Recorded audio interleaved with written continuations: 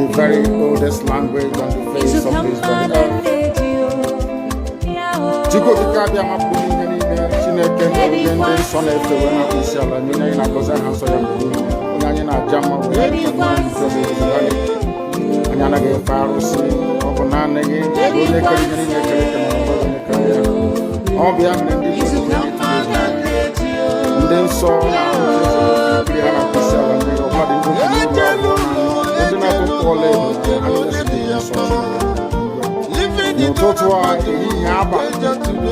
no one in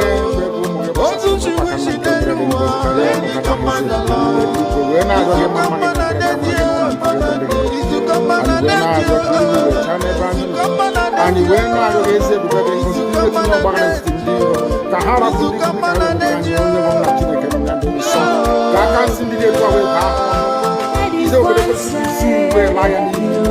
and you were not young. Because you will make a difference with your source and you were not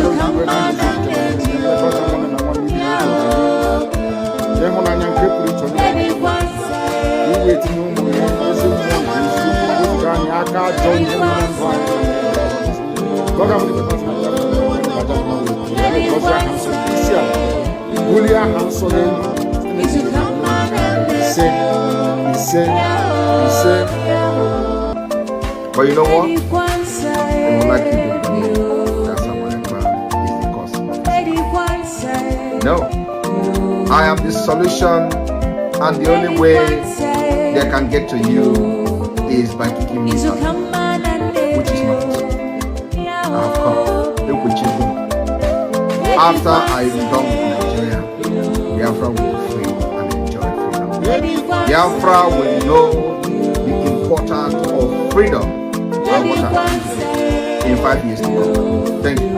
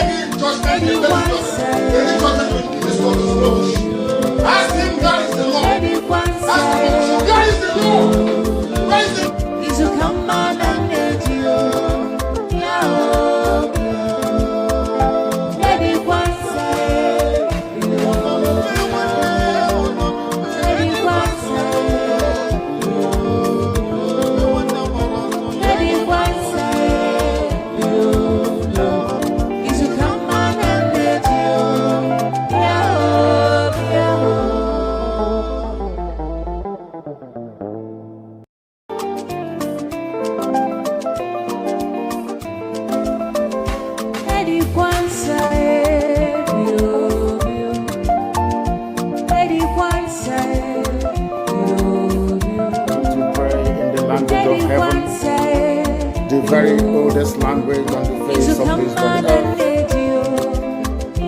Chico di Cabia Mapuni, Chineke, and Son of the Winner, Isala, Nina, Goza, Hanso, Yanina, Jama, and Yanage, Faros, Obanane, all beyond the then saw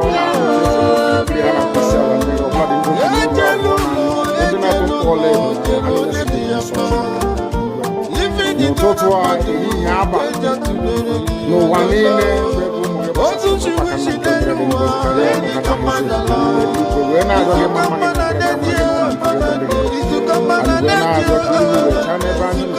and you went out of his Tahara put the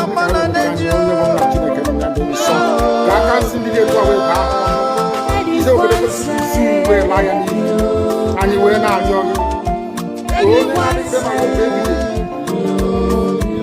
Because you will make a difference with your source.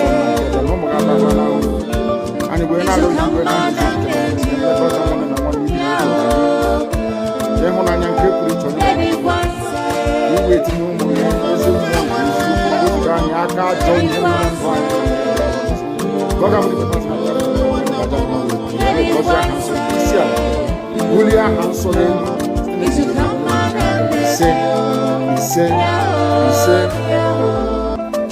you know what? They would like you to believe that someone is the cause. No. I am the solution, and the only way they can get to you is by kicking me out, which is not possible. I have come. After I am done with Nigeria, Biafra will be free and enjoy freedom. Biafra will know the importance of freedom and what happens in 5 years to come. Thank you.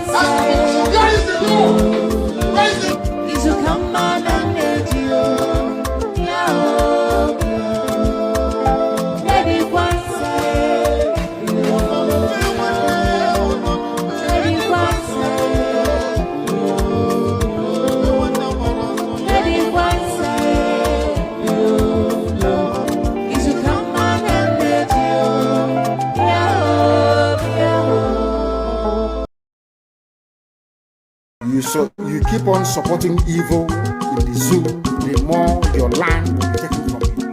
The more your daughters will be raped and abducted, the more your sons will be slaughtered in cold blood. And under one Nigeria, there is nothing you can do about it. Absolutely nothing. Because one idiot that they groomed will rise up and say to you, oh no, it's one Nigeria, there is crime everywhere. Haven't you heard about Zamfara? Haven't you heard about Katsina? There is crime everywhere. That is not the case. The crimes you have in the north, the insecurity you have in the north is as a direct consequence of their own action. They grouped them. Al-Qaeda in the Nigeria, ISIS in West Africa, Boko Haram, Fulani headsmen, bandits, all of them. Who brought them to Nigeria? It's Fulani. Fulani brought them into Nigeria. El-Rufai brought them in. All state government brought them in. Are you people deaf and dumb and stupid? When you come out and you pretend, oh, we are one Nigeria, go and show somebody was asking, where is the boundary, where will the boundary of Biafra begin? And I asked the fool, where did the boundary of Nigeria begin? People from Niger come in and go as they like. Most of these idiots are from Niger. They are building a pipeline to Niger. They are building a railway line to Niger. They are building roads to Niger. Whereas where the money comes from, which is Biafra land, we don't have those infrastructure. No, we don't. But you're taking our money. You come to Onaji, you come to everybody, you come to Agulere, you come to Ebo, you take our resources, sell it, get the money, and now you're building a way to be and you want me to be happy with you. Clap for your Nigeria. One Nigeria. I think you are insane. You come to my land, you take our oil, you take our gas, you take our manpower, you take everything, our VAT, our tax, everything. You are now building a road from Katsina to Niger. Airport. Refinery. You take oil, from my land, you take it to Niger, you refine it, you bring it back to me as a refined petroleum. And you're telling me that country is viable. You're telling me that Nigeria should be supported. You are in one Nigeria. You're not going anywhere and you're dying every day. Because those that they appointed to speak for you, they gave them money so that they will come out. Pages of the newspaper to keep the war, giving the impression that everything is okay. When things happen, go and see the contradictions in it. Nigeria is not working. We are marginalized. And then you come back to say Nigeria is one. People stay in it together. Are you not foolish? These are the useless intellectual factors. marginalized. You are being discriminated against.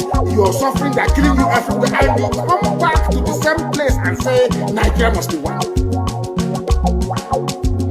Had Nigerians gotten together to say they want to be part of this useless contraption, that's entirely their business. I mean, Democrats have subscribed to it. But have you asked yourself this question? Why is it that all those asking you to remain in one Nigeria has something to gain from Nigeria, or they have benefited in the past? Nothing more, nothing less. I saw the letter that Atiku Abubakar wrote to President Biden.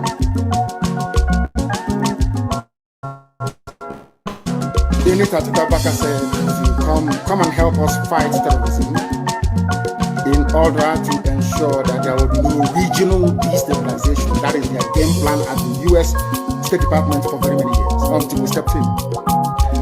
They keep plotting out these lies. Once Nigeria breaks up, there will be destabilization in the entire region. I said that because you don't understand African history. Most of these people are not people. When I say it, they say, so I'm insulting them. No, I'm not insulting you. Most of them think in Africa, we are tribal creatures in Africa. In Africa, we are tribal creatures in Africa. We always go back to our village where we are born, where our umbilical cord, our long, where it was buried. That's where we come from. That is why every Christmas, Easter, New Year festival, or August meeting, you see us migrating back to where we come from. And I keep saying these things to Africans, they don't understand it. They don't understand it. Everywhere in Africa during Christmas, if you like, be in South Africa, if you like, let it be in Kenya, you let it be in Rwanda, everybody from the capital goes to the village. If you go to Accra, the same thing happens. This past Christmas, if you like, go to Cotonou. From the book of Psalm, chapter 7. And I will pray in English because a lot of people are listening all over the world. I mean, a lot. Millions are listening all over the world. And I want them to follow our proceedings this very evening. Very, very critical, very, very important that we do so. O Lord, my God, the creator of the heavens and the earth, we take refuge in you. Save and deliver us from all that pursue us. Because if you look away from us, they will tear us apart like a lion and rip us to pieces with no one to rescue us. Because the world is against Biafra for no reason. We are hated, we are despised for no discernible reason. Only thee, O Lord God Almighty in heaven, is our Savior, not man. You must come to our rescue. Because you are our Lord and you are our God. If we have done this, if I have done anything, if there is guilt on my hands, if I have repaid anybody, be it friend or an adversary, with evil or without cause, have done wrong to any man or woman, then let the Fulani Janjaweed pursue and overtake me. Let them trample down my life to the ground and make me sleep in the dust. Arise, O Elohim, Adonai El Shaddai, in your anger, rise up against the rage of the Fulani Janjaweed Caliphate and the Zoological Republic. You will rise and you will fight for your children. You will awake, O Heavenly Father, Lord God Almighty, the creator of the heavens and the earth, the owner of the universe, for you must decree justice. Let your children and all men and of goodwill gather around you while you sit on top of your throne in the highest of the heavens, the habitation that only thee can ever occupy. Only you, O Heavenly Father, will judge the people. You will vindicate me, O Lord, you will vindicate IPOB, You will vindicate your children of Biafra according to our righteousness, according to our integrity. O Most High, bring an end to the violence of the wicked. Bring an end to Fulani Janjaweed violence in our land. Bring an end to their abductions. Bring an end to their kidnappings. Bring an end to their extrajudicial slaughter of the innocent. Bring an end to their forced conversion of Christians into Islam. Bring to an end their mediocrity. Bring to an end their senseless feudal rule. Bring to an end their evil and their deception.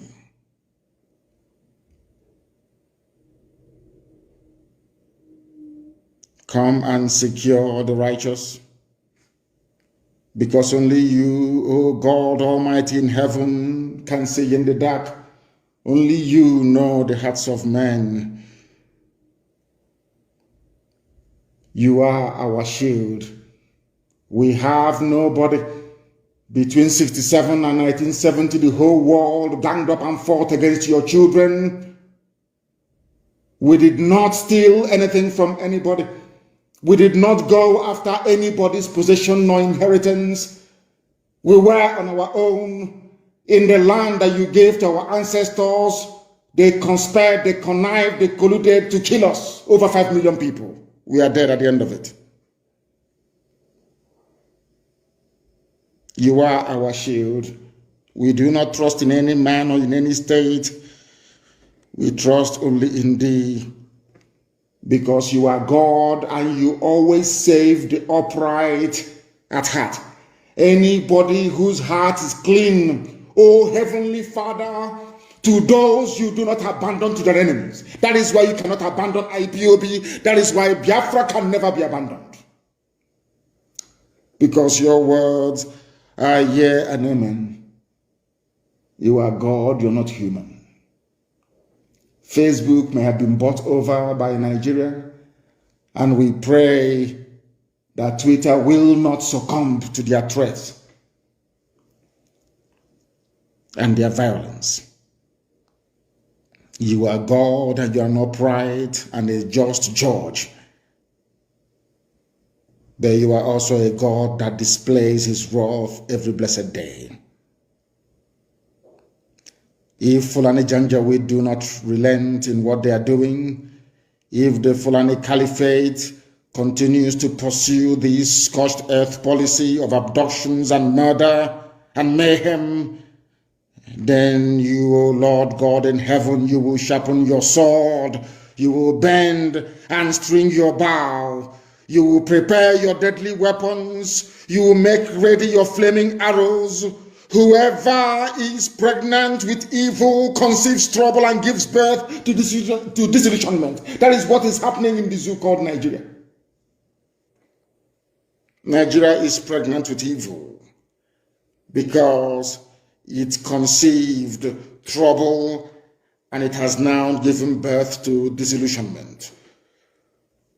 All the holes that the Fulani Janjaweed are digging for us into that pit, they are falling into one after the other. The trouble that they have caused will always rebound on them. Their violence will come down on their own heads. O Heavenly Father, for we shall give thee thanks always, all the days of our lives, because only thee is righteous. We shall sing songs of praise unto your holy name, O Most High. For as long as there is a child on this earth of Biafran descent and heritage, O Heavenly Father, we shall worship your name and your name alone, now and forevermore, we pray.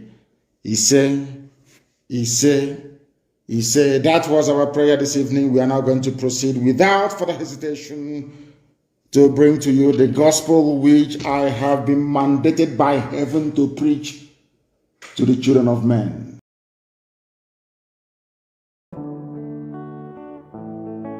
Britain and Biafra, the case for genocide examined. This is the irrefutable fact and the figures pointing to the fact that Britain is complicit in genocide. If you're wondering why Biafra is not listed as a genocide case, it's because of this very article, as outlined by The Spectator, a British publication on the 26th of December 1968. That is why you can write the list of genocide all over the world. There will be no Biafra. Do you know who excluded Biafra from the list? Britain, because of the role they played. We have this very article here. It is from the Spectator archive.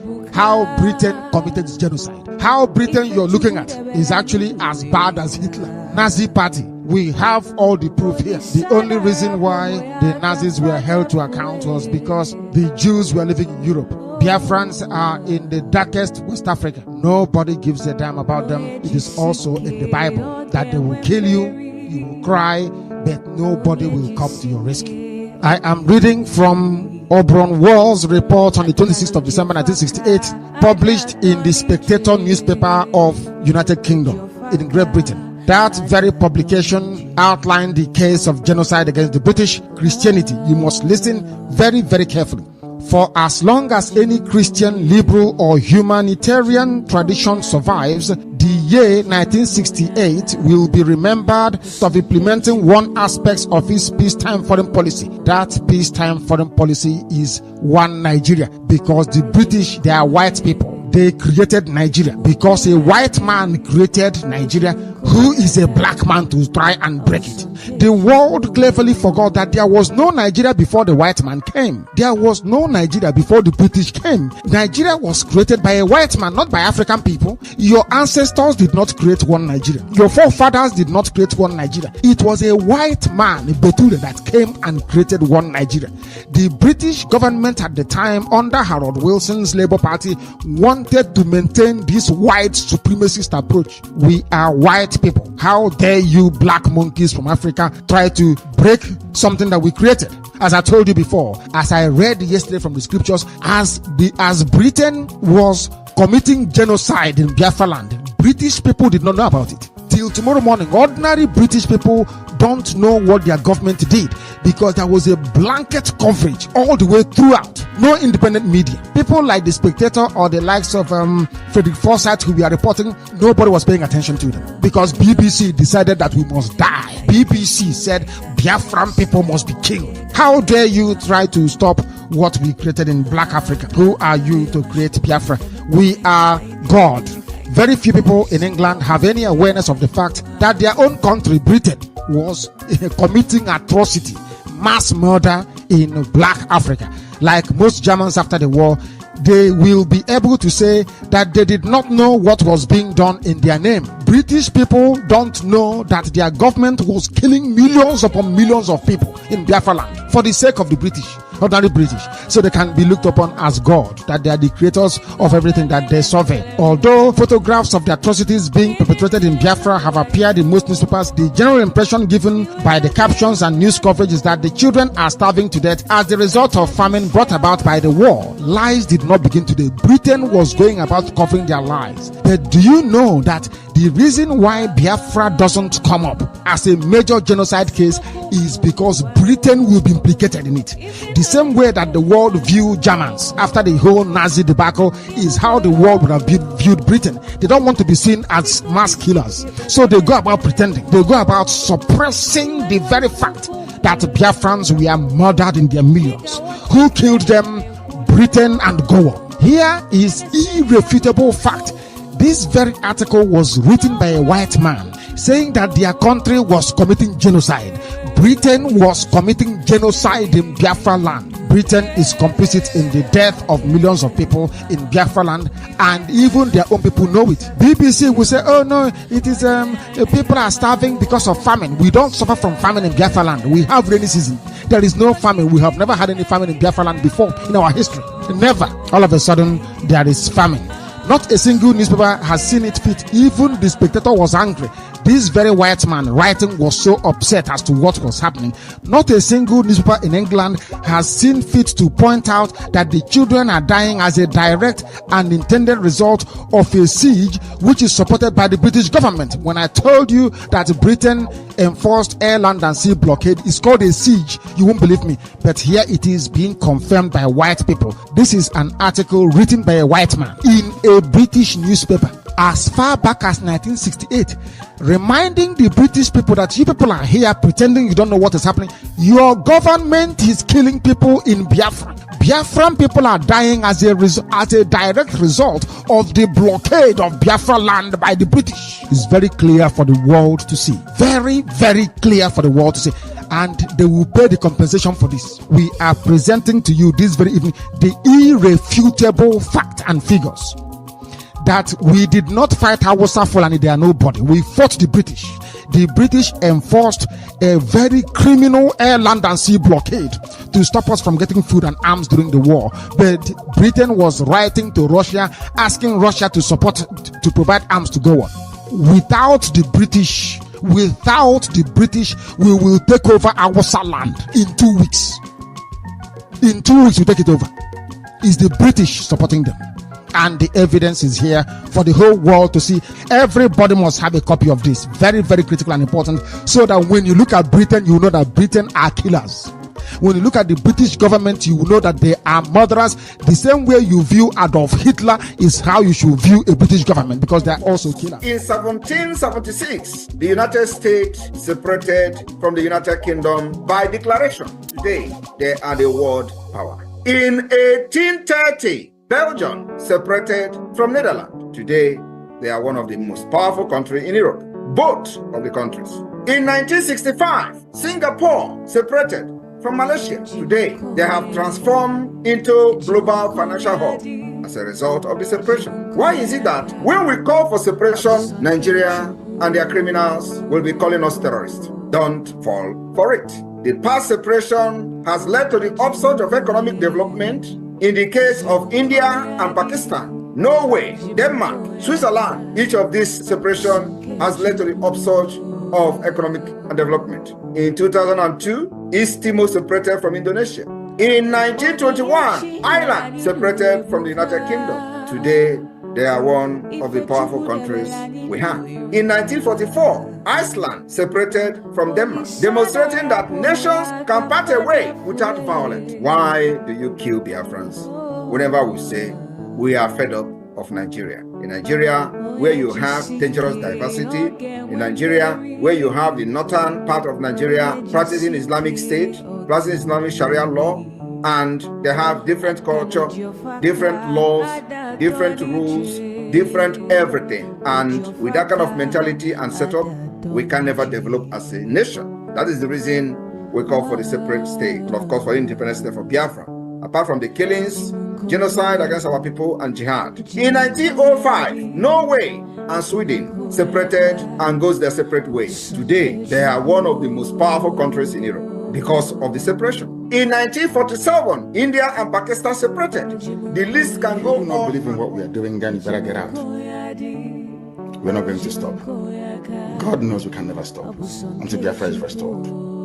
We are peace-loving people. We abhor death and killing of another soul. It's in our nature, that's how we are. But because of that, they have been coming and killing us all these years. We've kept quiet.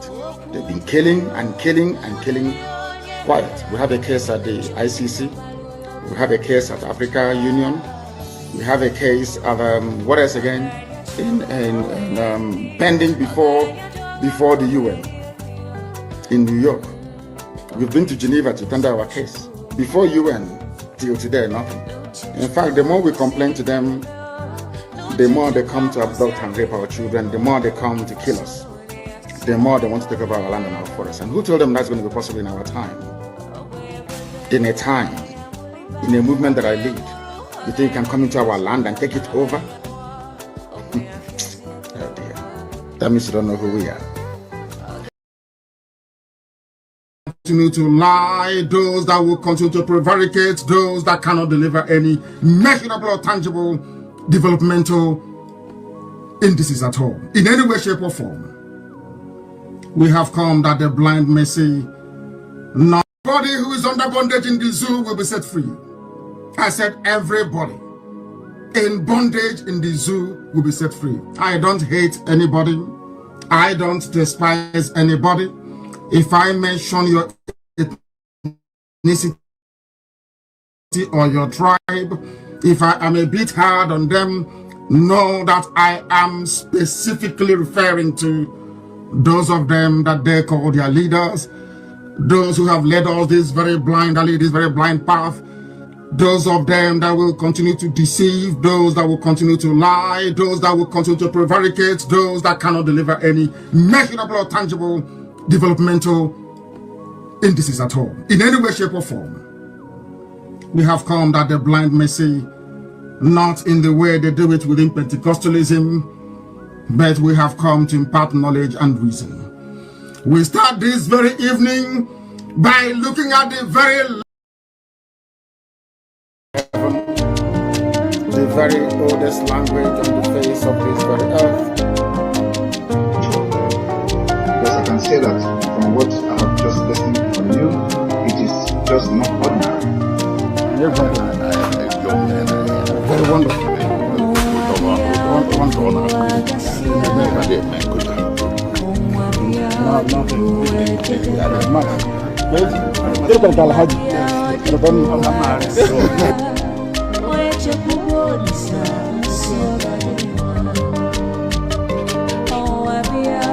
When my lawyers came to see me, I had a discussion with them about how I'm going to defend myself.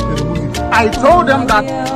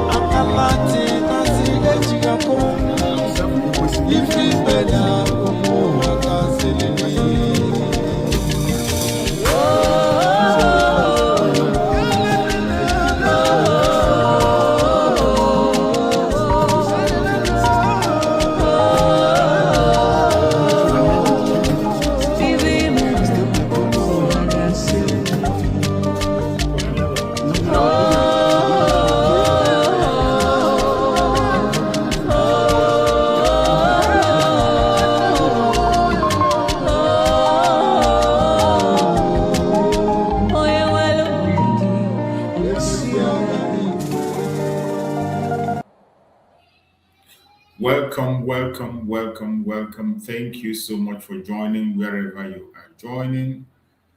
You are welcome into the year 2026. I welcome every one of you that has connected wherever you are connecting from. Please, as you join us, like and share to other platforms, share to family and friends, share to everyone that is close to you. Invite someone to come along. Let them know that we have resumed. We have no break. We are not stopping, no matter the circumstances or the situation. We will continue to do what we have to do. We have to do what we have to do And we will continue consistently, unstoppable. We will continue to do our best. Even though our best is not good enough, we will continue to add more effort and continue to try and make things better. So I appreciate everyone that have joined us, wherever you are joining from. Accept my greetings according to your time zone. Remember, what we do in this platform is to continue to present Biafra as the only remedy to the failed state Nigeria. That is what we have signed up for. And we will continue to do that. It doesn't matter the obstructions, it doesn't matter the hindrances, it does not matter the temptations we are facing daily, the attacks that is coming from east, west, north, and south. It doesn't matter the hatred we are getting because of what we are doing. We will continue to do it because it is the right thing to do. Because we have the conviction from the bottom of our hearts to do what we are doing, that is why we are still able to stand, even in the most difficult time. Wherever you are watching me from, I appreciate you for giving us some of your time. I'm not going to take too much of your time, and we go straight into the topic, do justice to it, and we take our leave. So wherever you are watching, remember my program is always an interactive section. Whether you are watching me on TikTok, on Facebook, or on YouTube, if you want to join the program, all you need to do is to send a request and I will bring you in. If you have a superior argument, it is highly welcome. You must not agree with everything I say, and I'm not here to gag you, to cajole you, or force you into believing something. We all have that freedom to apply our common sense. We have that freedom to take decisions on what we want to believe, or what we want to think, or what we want to do. But our own duty here is to make sure we break down ideas, bring out ideas, share ideas, so that at the end of the day, each and every one of us will go back home and be able to take their independent decision by themselves. Whatever decision you take will be your responsibility. Nobody will be held accountable or responsible for your actions, because for every action we take, there is a consequence. That is why whatever decision you take must be your own. Your action must be your own, and you should be ready and able to take responsibility. So I appreciate everyone that have joined us. I thank you for joining wherever you are joining from, spending your precious time. May Chukwu Okike Abiyama continue to guide and protect you. And today we have come to discuss, as we always do, on another topic which says failed state alert. The topic today says failed state alert. Why Nigeria can no longer survive. Why Nigeria can no longer survive. Time is running out. Nigeria at the brink. We will not stop talking. We will not stop shouting. We will not stop adding our voice and adding our opinion. Speaking facts, not propaganda, not blackmail, not attack. We will continue to say things the way they are until Biafra is free. We will continue to remind the world that we are awake and we are watching. We continue to remind the international community that Nigeria is already a failed state.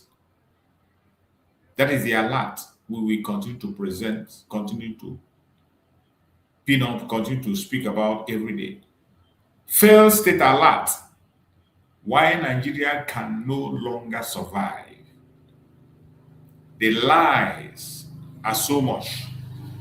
The deceit is unimaginable. The fraud can no longer be contained.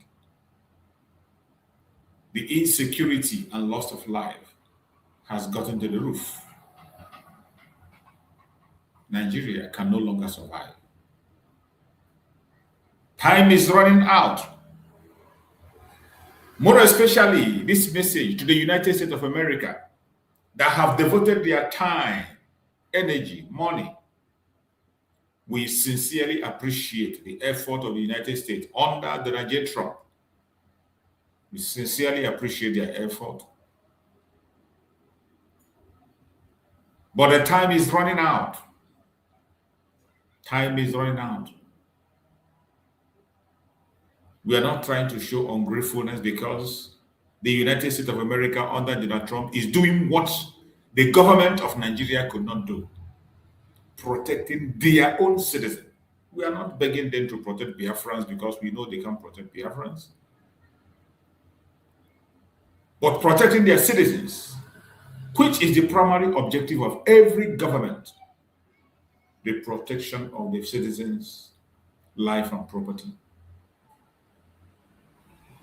The United States have taken upon themselves to do it. And we do appreciate, the whole world we appreciate and we recognize. But time is running out. Time is running out. Nigeria at the brink. That is what we are going to discuss about today. And in the course of discussion, everyone is welcome. Everyone is invited to air their opinion.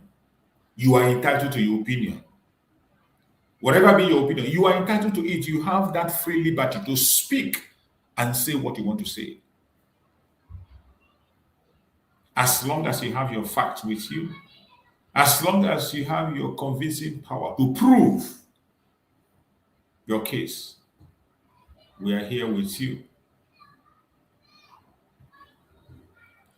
My fellow Biafrans that are watching, wherever you are watching from, I welcome every one of you once again, and I send my greetings according to your time zone, wherever you are watching from across the world. We've come on another broadcast. Today's broadcast is not a comfortable one. It's not comfortable. The broadcast is not entertainment. And the broadcast of today is not a propaganda. I keep reminding you this so that you know that we are here for a serious business. We are not here for jokes. We are not here to crack jokes, to make you smile, make you laugh, or make you angry. No. We are here to spill the facts. I can say today, the message is going to be like a warning. Nigeria is not just struggling. The contraption called Nigeria is not just struggling. Nigeria is failing.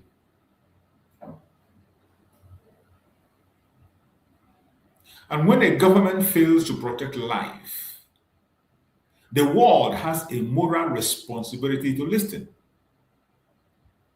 That is the fact. The fact that cannot be denied. The fact that everybody knows and is obvious. That when a government fails to protect life, the world has a moral responsibility to listen. If you are watching this live stream now, wherever you are watching from, I want you to do something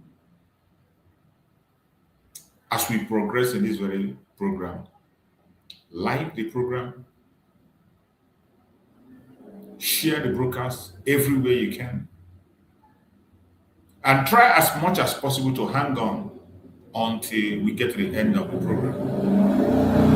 Try as much as possible not to take much of your time. Because what I'm about to say, what we are about to talk about in this program, will challenge lies. It will expose silence and ask international community a hard question. Remember I said in this year, noise will not be allowed. We have to broadcast on point with facts. We don't have to base on lies. We don't have to base on deceits. We do not have to base on deceiving anybody. We focus our message this year on facts. And those facts we will continue to deliver as much as we can.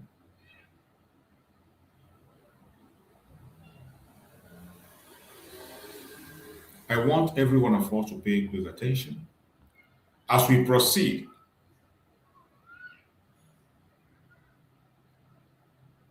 When we talk about a failed state, it is important you know what a failed state is. What is the primary duty of any government? A simple question that you need to ask.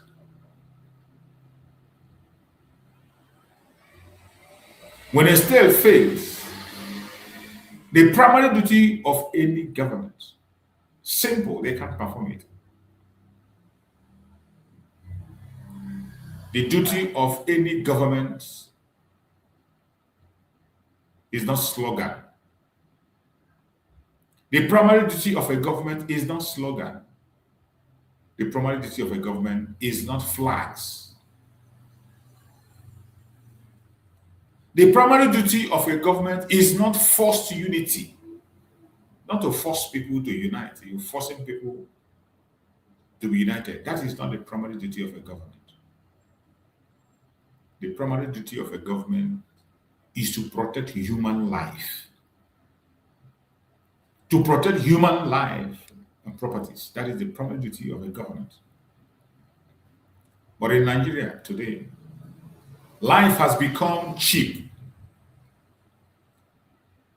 disposable, and negotiable. That is what life has become in the contraption called Nigeria. Sadly, life has become cheap, disposable, and negotiable. Very sad. Communities are attacked. Villages are emptied. Families are displaced. And justice is replaced with silence.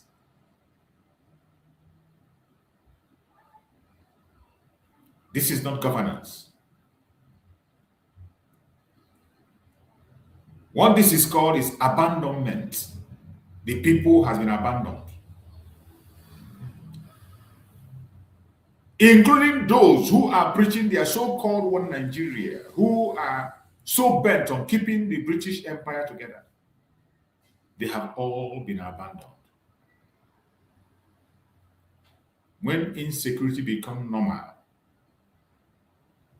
when corruption becomes policy, when citizens live in fear every single day, that country is no longer functioning as a state. And that is the situation of Nigeria today. The politicians can continue to pretend. You can continue to deny it for your own selfish and personal interests. But that's the fact. Nigeria today meets every international definition of a failed state.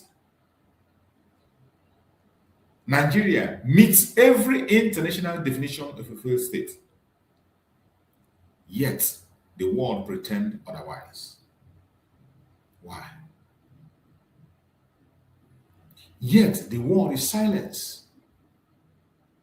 Pretends otherwise. In Nigeria, the government have weaponized corruption against the people. Corruption is a weapon against the people in the contraption called Nigeria as we speak.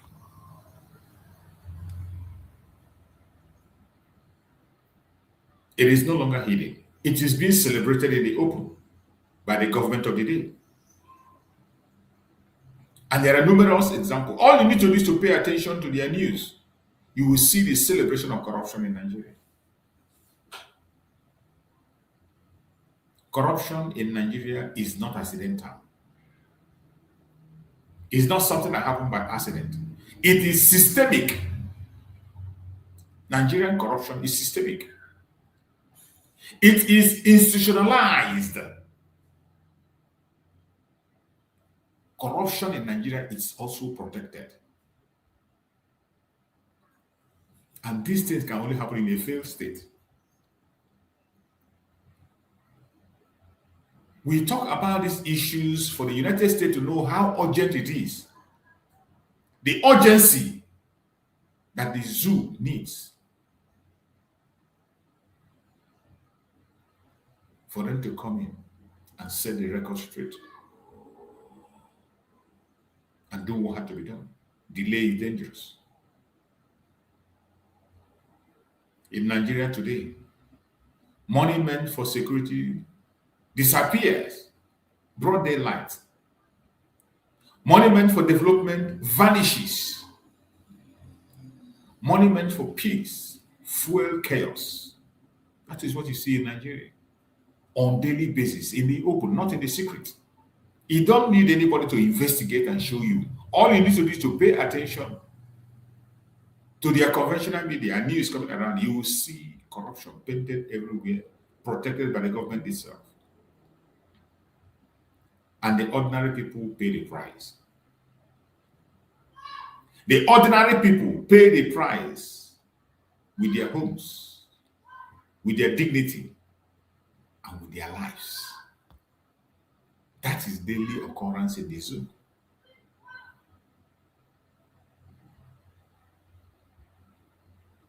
This corruption has destroyed trust, destroyed unity, and destroyed the future of millions in that contraption called Nigeria. A corrupt government cannot reform itself. So it is sad and laughable when you see people talk about reform by the same corrupt government. It is impossible. Corruption cannot reform itself. A corrupt government cannot reform itself. A corrupt system cannot save lives. There's no way a corrupt system will save lives. But every day, you see this slogan being promoted by some group of individuals, even when they know that it's not obtainable.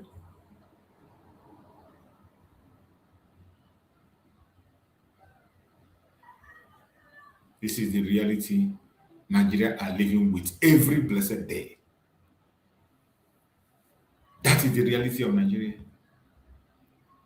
You can continue to deny it for all I care. That is the reality of the Zoological Republic of Nigeria.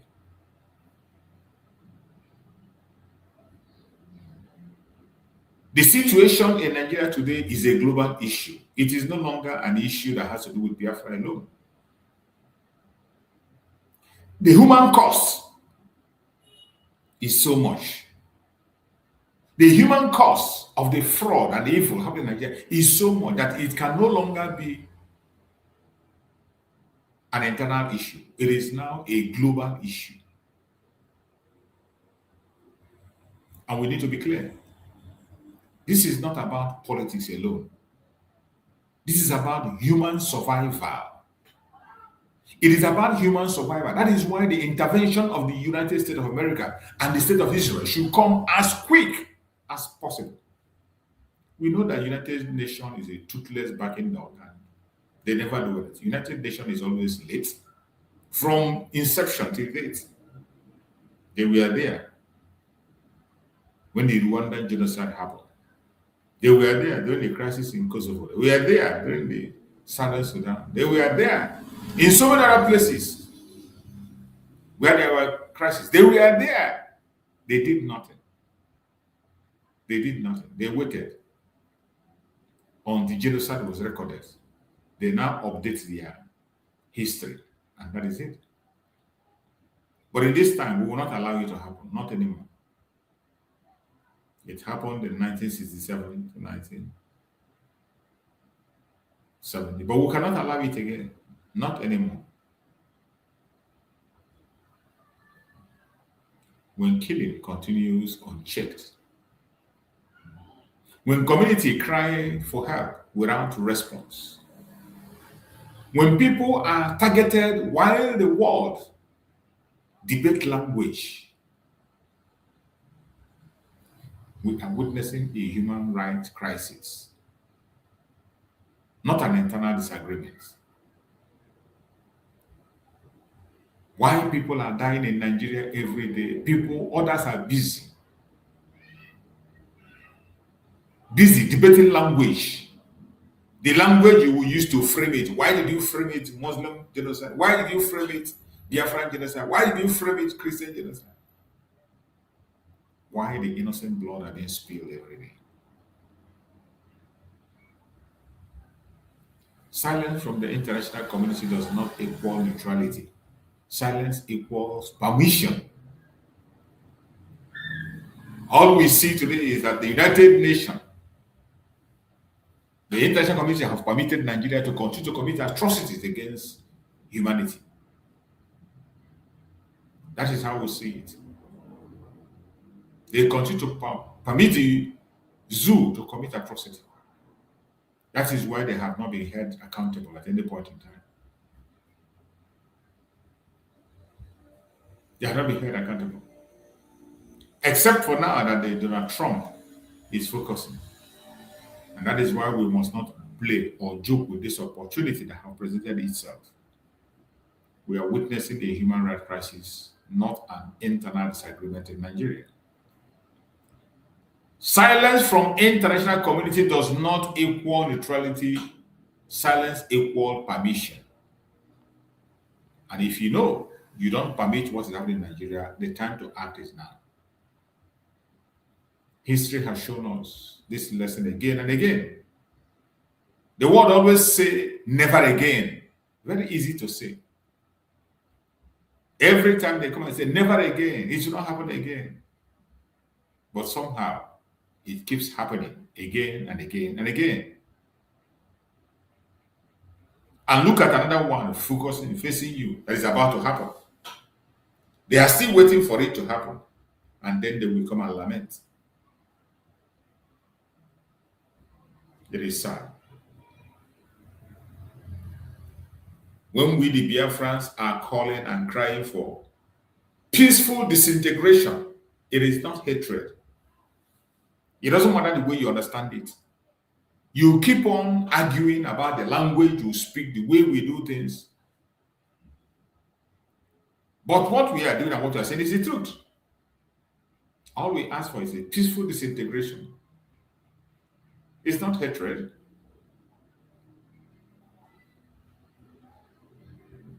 Now listen carefully. Calling for peaceful disintegration or separation is not a call to violence. It is a call to preserve life. A call to preserve human life. Continue to misinterpret it yourself. Continue to confuse those you can confuse. But the truth remains that calling for peaceful disintegration or separation is not a call to violence. It is a call to preserve life. That is what it is. A call to preserve life.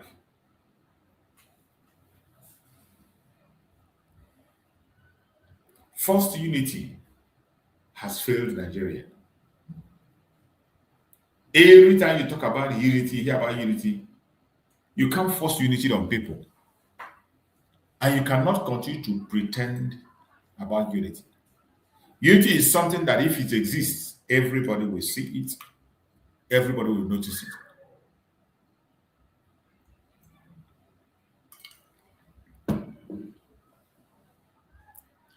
Forced unity has failed Nigeria. Artificial border has failed the Zoological Republic. Just like the way they try to break us into pieces, divide us and share it among themselves. But today we have broken that barrier. More especially in the Igbo nation. The Igbo nation today know themselves, regardless where they kept them. And they are fighting hard to reunite themselves together. Ignoring cultural, religious, and value differences has failed Nigeria.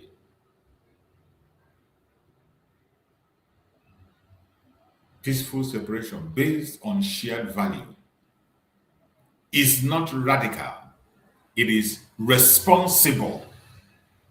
And that is what we are asking for. That is what Mazin Nandekano asked for. That is what Mazin Samarapa asked for. And that is what I'm asking for today. Peaceful separation based on shared values is not radical.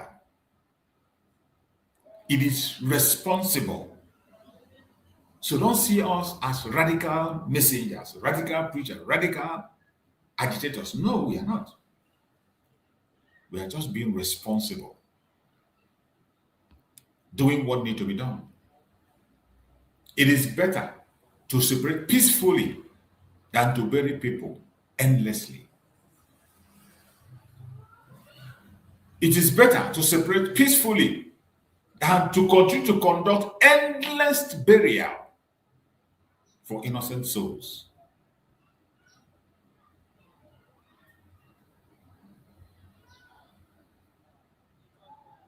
No country is worth more than the life of its own people. There is no country on the planet Earth that wants more than the life of its own people. Only in Nigeria.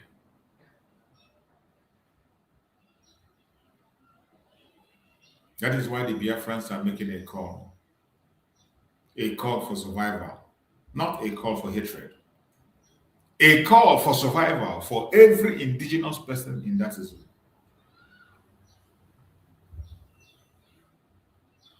And this address is going to my fellow Biafrans. The call for Biafra is often misrepresented. The call for Biafra is often demonized. The call for Biafra is often silenced. But the truth is simple. The truth is simple, very, very simple.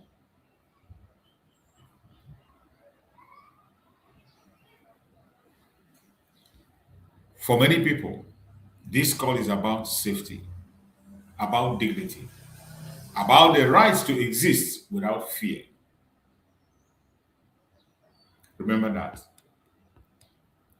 This is not about revenge.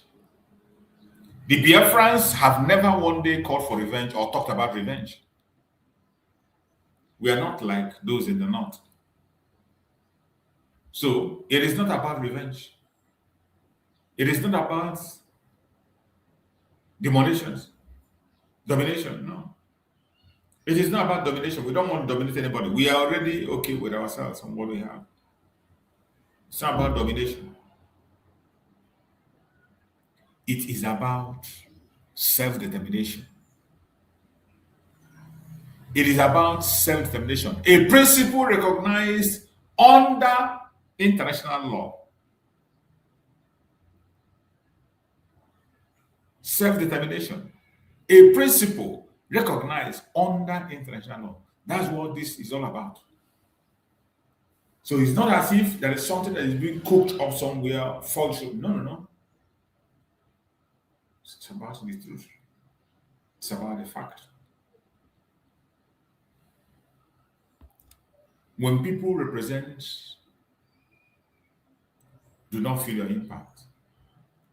When people repeatedly cry out for protection and are ignored, they will naturally seek another path to survival.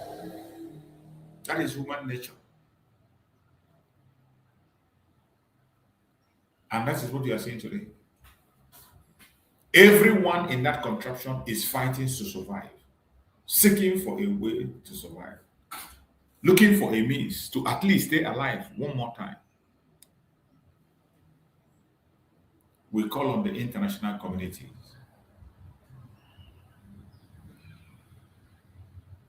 We speak directly to the international community now. I know they are here, they are listening. You cannot continue to pretend that Nigeria crisis is internal. Why bodies pile up and displacement continue to grow. Displacement of the people continue to grow. You cannot speak of human rights globally and ignore them selectively.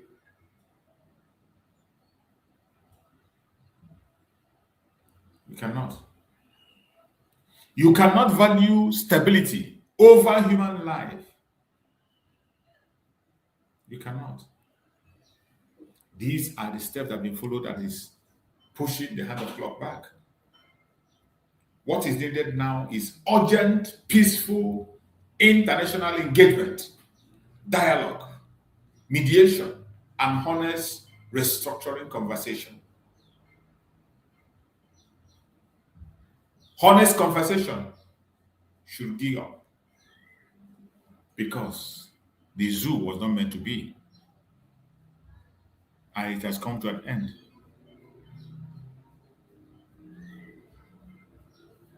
Wherever you are watching me from, I urge you never to give up. Continue to pay attention. Always remember that the cost of inaction today will be far greater tomorrow. The cost of inaction today will be far greater tomorrow. Wherever you are watching us from, whether you are a one Nigerianist or you are from other part of the world or another African country. To Nigeria watching me now, right now, there is not a call to hate. What I'm doing here is not a call to hate one another. This program is not a call to hate anybody. It is to wake up your consciousness to do what you have to do.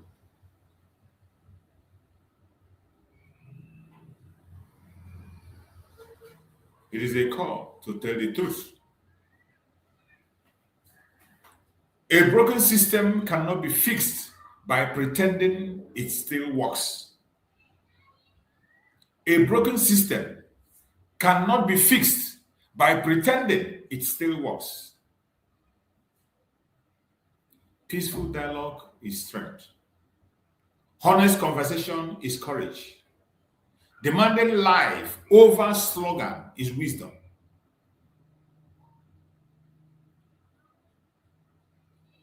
Africa deserves better than inherited chaos. Biafra land deserves better than inherited chaos. And that is a fact.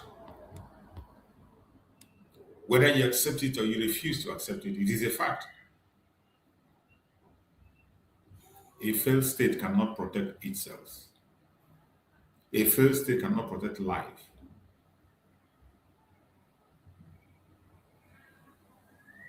Peace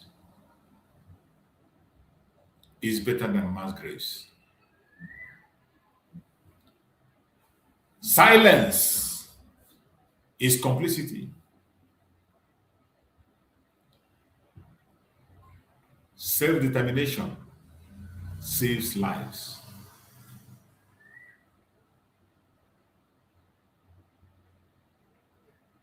Human life comes before borders. All these are very important information so that you don't say you didn't hear. So you wouldn't come and say you were not told. So you wouldn't come and say you were deceived. That is why it is important we put these things forward and say it exactly the way it is, without missing words.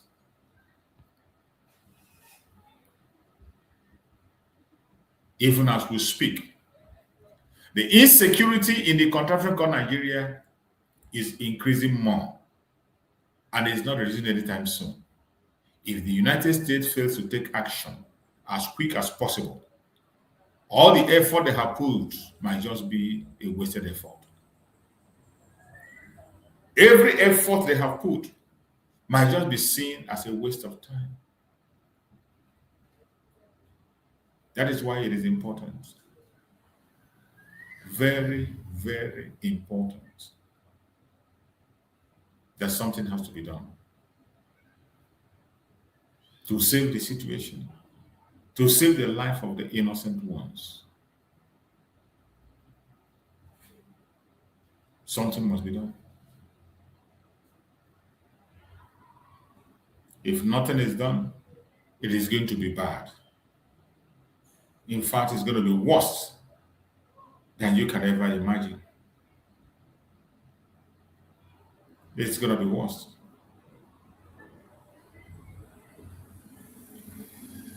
So everyone must learn to do what they have to do.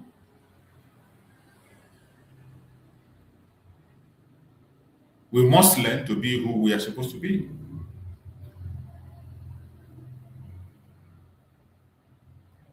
We must learn to do the right thing at the right time.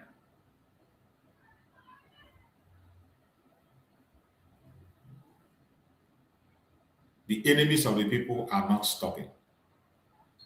If you think they're going to stop, they will not stop. They are growing bolder and bolder and bolder every day. And the more they continue to grow bold, the more it becomes difficult for changes to be made. And I pray that the United States of America will not fall into this takia, because that is a system of manipulation, a system they are going to use to manipulate you and I, a manipulative system. And we must not allow that to hold. We must not. No matter what happens. Under no circumstances must we allow that. Hi, everyone. Thank you so much for joining me today. I'm so grateful that you guys made the time to join me for this interview today. My name is Adeola Fayon, as you guys are already aware. Wherever you're joining me from, let me know in the comment section. For those of you that are watching live, there will be a lot of people that will watch this after that won't be able to join us live. But if you're watching live, let's know where you're watching from. So I'm waiting for my guests. I think he's almost done. He's almost ready. And we're about to start, but you guys already.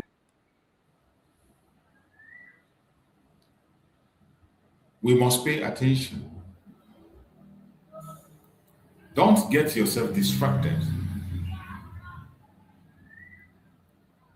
We must continue to pass these informations. Whether the enemy likes it or not,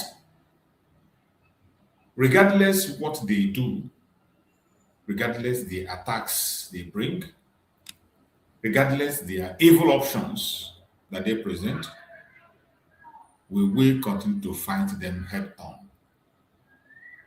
And at the end of the day, we shall overcome them. We shall win the battle,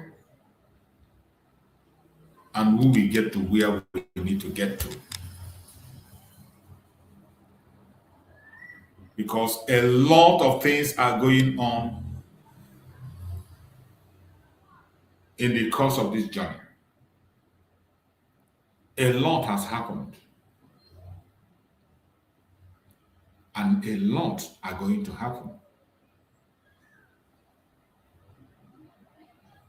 But we must not allow them to succeed. We must not allow their evil to continue.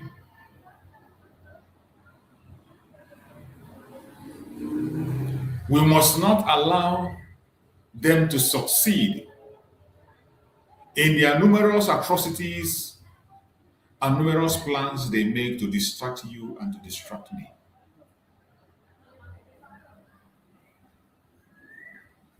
The battle for the soul of Biafra will continue. And we will continue to fight with every single thing in our hand to make sure we take over our land and be whom we are supposed to be. No amount of distractions will get us distracted. Nigeria is a failed state. Nigeria has failed, and it will never rise again. It does not matter what you say. It doesn't matter how you see it. It doesn't matter how you reason it.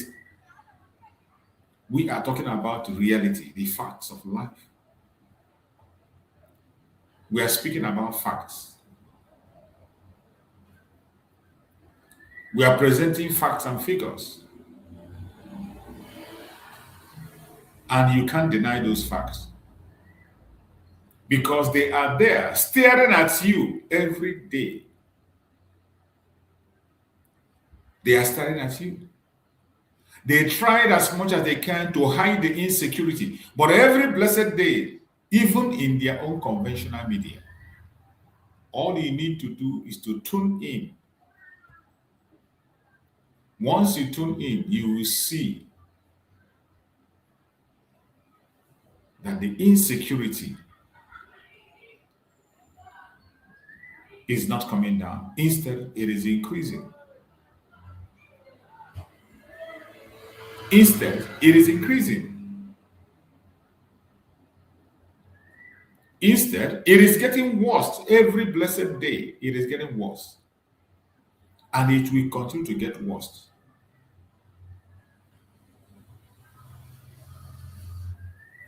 There is nothing anybody can do about it.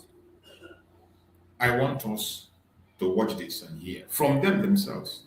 On the 13th, 2025, farming communities and settlements at Yelwata, a border community in Benue State, came under attack by armed men.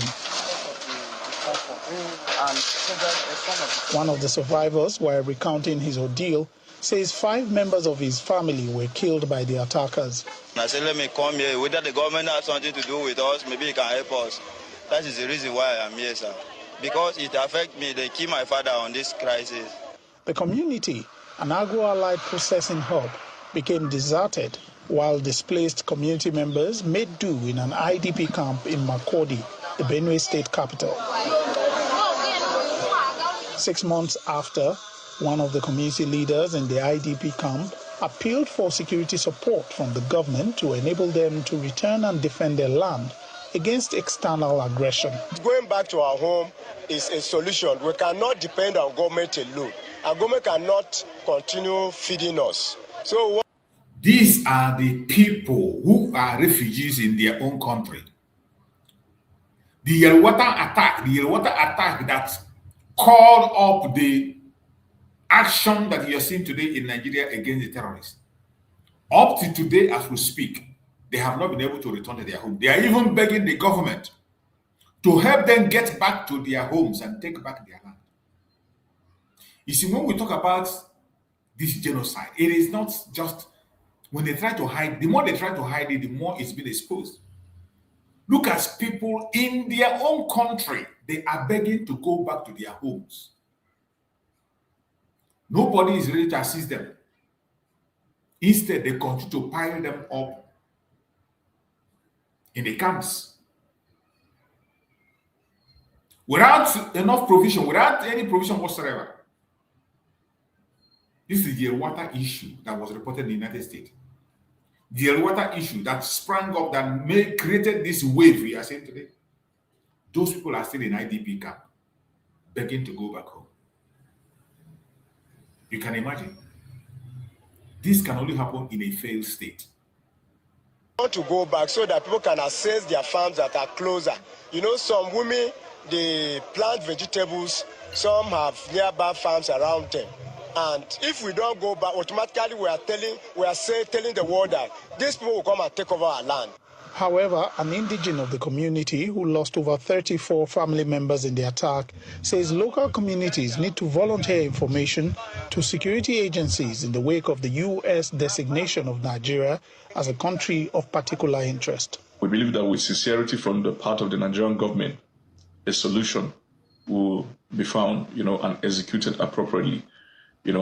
So as much as we continue to call for the resettlement of our people back to their ancestral lands, we also very vehemently call for the arrest of all the perpetrators of this act by the same Nigerian government in order to show her sincerity in this fight. However, Governor has... It is very clear that Nigerian government is not sincere. They are not sincere. If they are sincere, the citizens don't need to beg you for them to return to their own ancestral land where they were driven out. Sincerely speaking, do the citizens, do they need to beg to go back to their ancestral land? This is the primary responsibility of the government, to protect the life and property of its own people. The same people that will come online and talk to you so much about sovereignty, the same people that will preach about sovereignty, now some people, their sovereignty is taken away from them within that same state. Their land ceded over to the enemy. No arrest.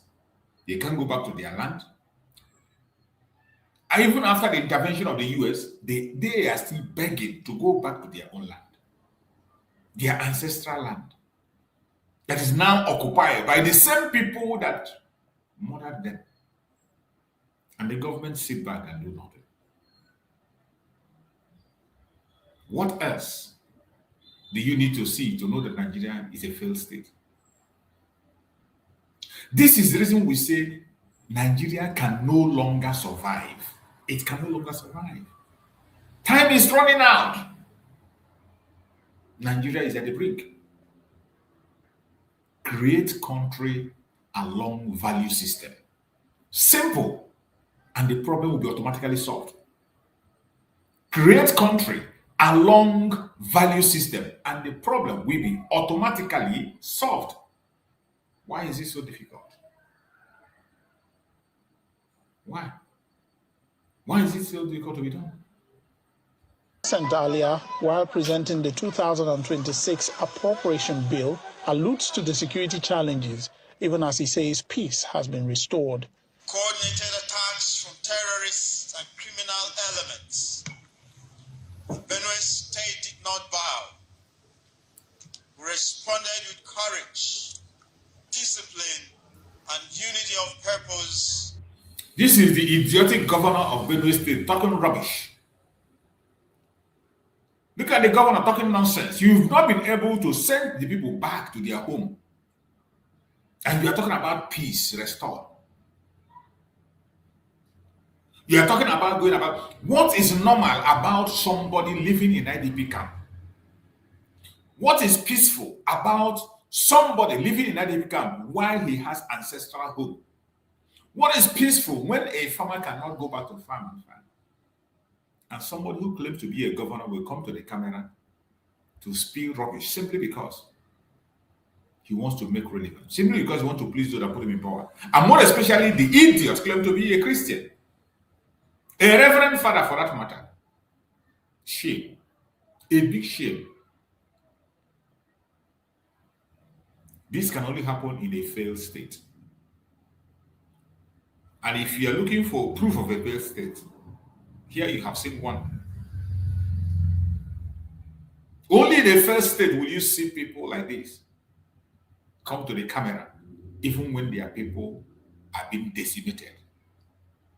When their people cannot go to farm, when their people cannot go back to their ancestral land, when their people in their own country are living in refugee camps. You can imagine somebody being a refugee in his own land.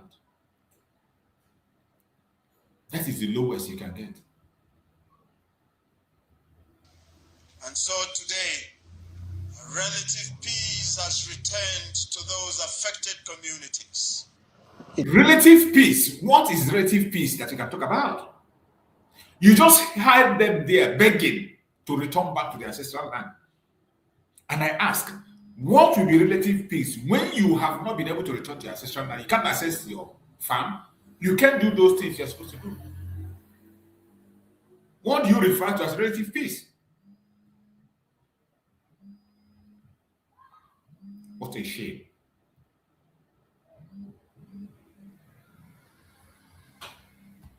neighboring Kogi state, the issue of kidnapping along the Lokoja-Okene highway remains a nightmare for travelers. The Obajana-Lokoja road, an alternative, is not better, leaving residents at the mercy of kidnappers who terrorize that axis. Insecurity is even more worrisome in Kwara State, which was largely peaceful before the third and fourth quarters of 2025. Kwara State was jolted with an attack on Bambala community in Ifelodun local government area, with several villagers kidnapped. Another attack on the church in Eruku of Ekiti local government left 3 dead and 23 kidnapped. Though the victims were rescued by security operatives, the attacks continued in other communities, especially Ishapa, with the abduction of the traditional ruler of Bayagan. I also want to attribute this to lack of sincerity on the part of government. When I say government, I'm not particular about state government, but government generally. Why? Because they didn't, build the capacity of the security agencies, especially the police.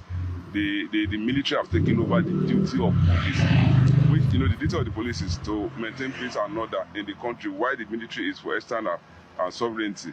But now every little thing you drive the police. So they have reduced the capacity of the military, and the police has always been put by one side by the government. Of the 3 senatorial districts, both Kwara South and North senatorial districts continue to experience intermittent attacks. As the state government, in collaboration with the Office of the National Security Advisor, collaborate to curtail the attacks, with several achievements recorded, leading to the rescue of victims and dislodging of the attackers, residents remain optimistic that peace will return to the affected areas. You can imagine everything you are hearing on this news channel is nothing but a propaganda. But if you look deeply, you can see that there is no change. Nothing is happening. All you are seeing is just for the camera, for the United States to feel that maybe something is being done. The insecurity has intensified. In fact, they have extended to so many areas. Something like this Kwara State today. The Fulanese want to take it by force, by fire, by force. They know the perpetrators of this evil, but they will not do nothing. Instead of tackling the problem, what do? They begin to create propaganda and diversions. They begin to create diversions and propaganda like the Igbo Muslim community that doesn't exist anywhere. A heavy propaganda. Just to distract the attention of the people. To make people believe that, there are Muslims that are being persecuted in Biafra land, in Igbo land, which is a lie from the pit of hell. The Igbos are known to be Christians and few traditionalists, few Jewish. That's whom they are known to. There is no other religion you can attach to the Igbos. No other religion you can attach to the Igbos. It doesn't matter how you feel, what you think about it. There is no other religion you can attach to the Igbos. None whatsoever. But they continue to push these lies. And each time they push it, I thank Chukwu Okukame that there are many people who are awake. So many Igbo people, their eyes are open, and we are speaking and talking on different platforms. We don't hate the Muslims, but we are not Muslims. We don't attack the Muslims, but we are not Muslims. That's not who we are. We have our culture, we have our identity. And nobody can take it away from us. It doesn't matter who you are. It is not a hate speech. And I'm happy that many Biafrans are speaking up. Many Igbos are speaking up. And if you're an Igbo person and you have not started speaking up, I'm sorry, you don't know what is happening to you. These are some propaganda that when they come, we overlook it. You don't have to overlook anything at this present time. Confront every wrong information, every propaganda, blackmail, every narrative that does not support your safety and security. Trash it to dustbin. Just like this narrative of Igbo Muslim community. It does not exist anywhere. Fulani Christian community. It does not exist anywhere. These are lies from the pit of hell, created by the DSS through the guidance of the British and the Caliphate to make sure they distract the attention of the world. And we will not allow that lies to fly. Begin to make your own video.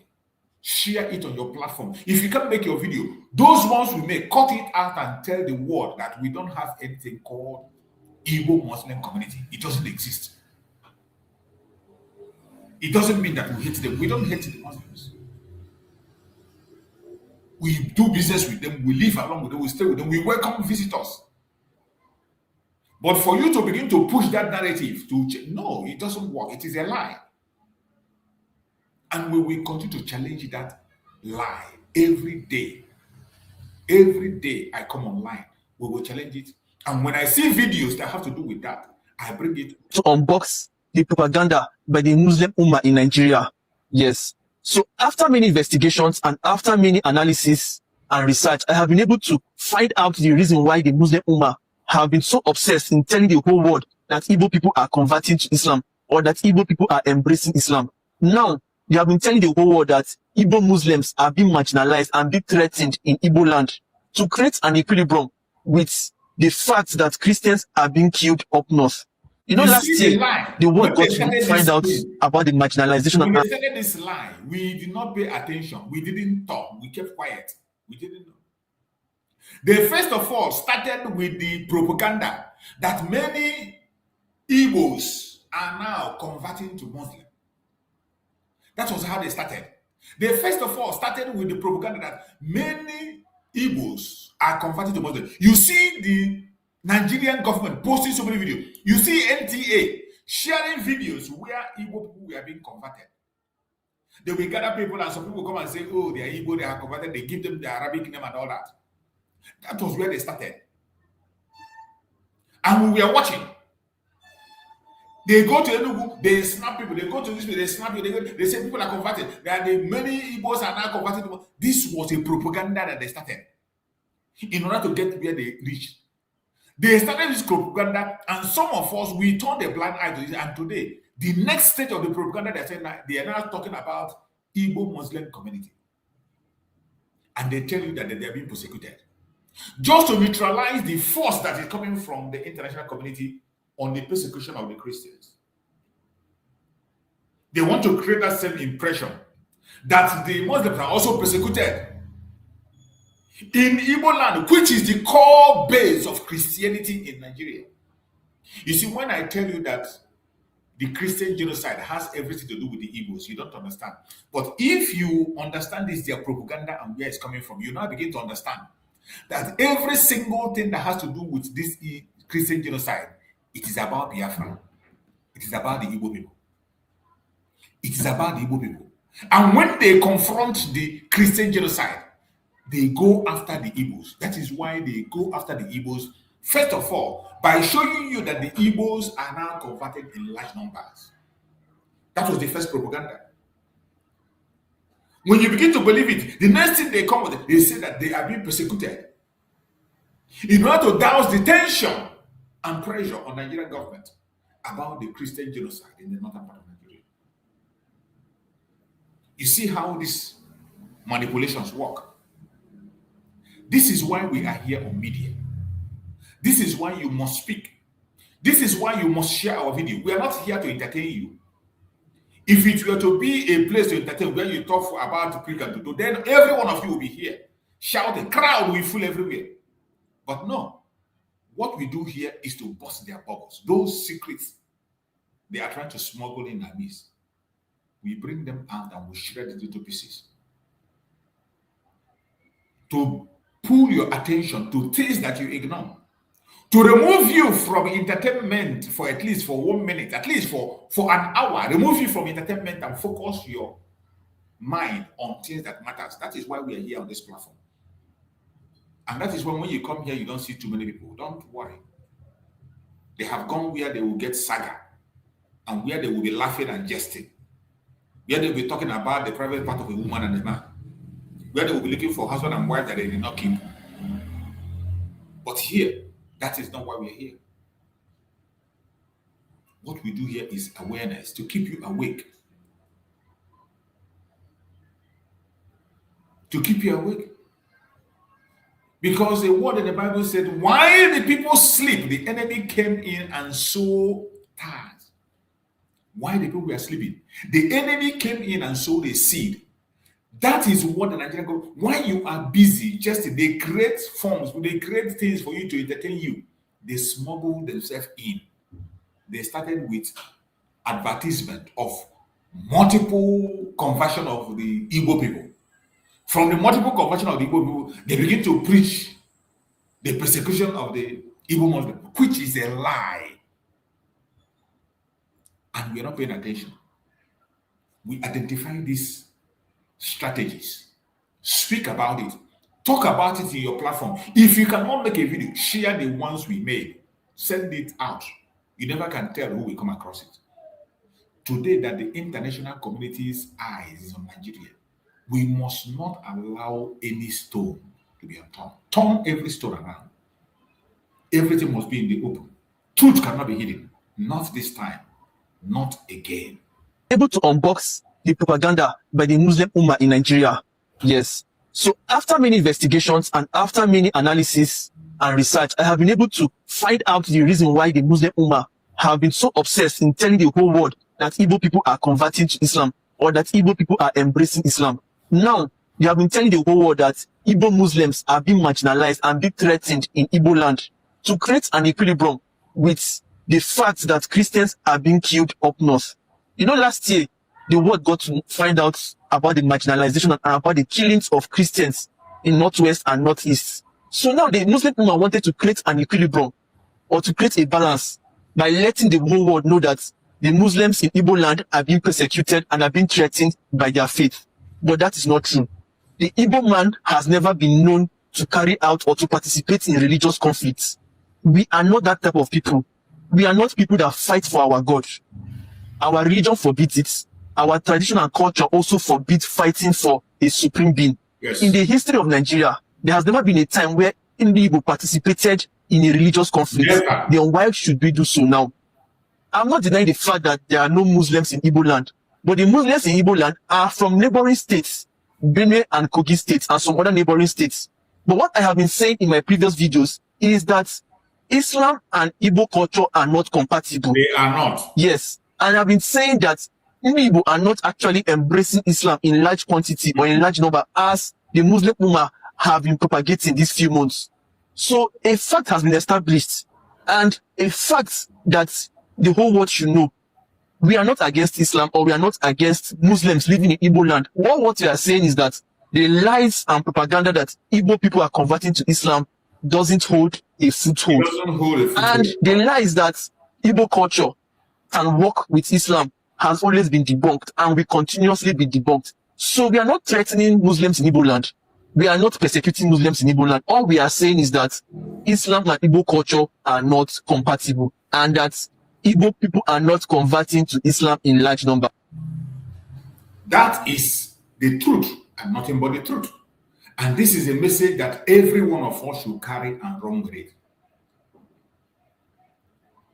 This message is very important because sometimes we don't pay attention to simple things. These minor things you value. That is how they change the narrative. That is how they distract the international communities. That is how they douse the tension. That is how they create doubt in the mind of those who are coming to give you support. And we must not allow it. When they bring those lies, we trash it and attack it. We are peaceful people. Peaceful people, very peaceful and peace-loving people. We don't fight anybody. We don't attack anybody. Even in one of the messages of Mazen Nnamdi Kanu, while he was busy asking for peaceful disintegration of Nigeria for everyone to go, at a point in time, they told him to go and fight. Mazen Nnamdi Kanu said, no, we can't go to war. Mazen Nnamdi Kanu was asked to go to war. He said no, that he cannot go to war. We cannot achieve Biafra through war. There are many other people got their own independence without even firing a shot. They got it. So why would our own case be different? That was the argument of Mazen Nandekano.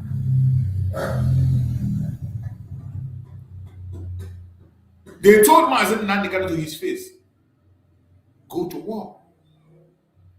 And Mazen Nandekano said, I will not. I will not. Why would I go to war? When other people got, there are countries that got their own independence and they were free without even a fight. That is why today, when you see some people telling that Mazen Nandekano want to bring war, Mazen Nandekano is creating chaos, Mazen Nandekano is causing insecurity, these are a bunch of idiots and foolish people that don't know anything. And when they want, they just pick a portion of the message of Mazen Nandekano and satisfy their wickedness. To prove their wickedness or to deceive, they just pick a certain group portion of the message and they put. That is why today, every evening, I will be playing series of messages of Mazen Nandekano. Like I did yesterday. Today, we still have some other series we're going to play today. The message is delivered by Mazen Nandekano. And we will continue to do that. I want us to listen to this message of what was told to Mazen Nandekano when he made a request. Out of frustration, say to us, if you want us to intervene, you must go to war. But we said to them, we cannot go to war. For the very simple reason that Albania didn't go to war before it got its independence, neither did Kosovo. Of course, there were some skirmishes. There was no war before Soviet Union collapsed and everybody went their separate ways. So we don't want to fight a war. If you feel there is merit in our fight for freedom, in our fight for the sovereignty of Biafra, you must do to us as you did to Kosovo, as you did to Albania, unilateral recognition by a powerful country like the USA. We'll do it. A country that has conscience will rise up very soon, I assure you, to say it's time for Biafra to go. Did you hear that? A country that has conscience, like the United States of America, will definitely rise up and recognize Biafra. And then they will not have any option to let Biafra go. Mazen Nandekano made that prediction, a prophecy, and it is going to happen. Very, very close. We are very close to that. We are very, very close to that. Recently, some people visited Mazen Nandekano a few days ago. Many of them, few of them came from the United States of America. And when I saw that news, I was very happy because sometimes it seems as if Mazen Nandekano is forgotten. Nothing has been done. That people are not, but things are happening. People are flying in from one part of the world. Few days ago, people flew in from the United States of America. People that matter. To see Mazen Nandekano in Sokoto. Majority of the Biafrans who are well to do, AVID, Igbo Veterans Organization in the United States, and one other major group in the United States, they came to see Mazen Nandekano and they met with him.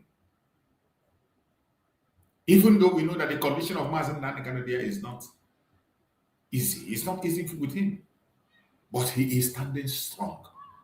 That is all we want to know. Every day we get information. We never had any information of Mazen Nandekano and they tell you, oh, he wants to surrender. Oh, he's considering to change his mind. No. Mazen Nandekano has made it clear. It is either Biafra or that. That is either he gets Biafra or he will die in the course of fighting for Biafra. He's not scared. Mazen Nandekano knows why he's doing what he knows the price of what he's pursuing.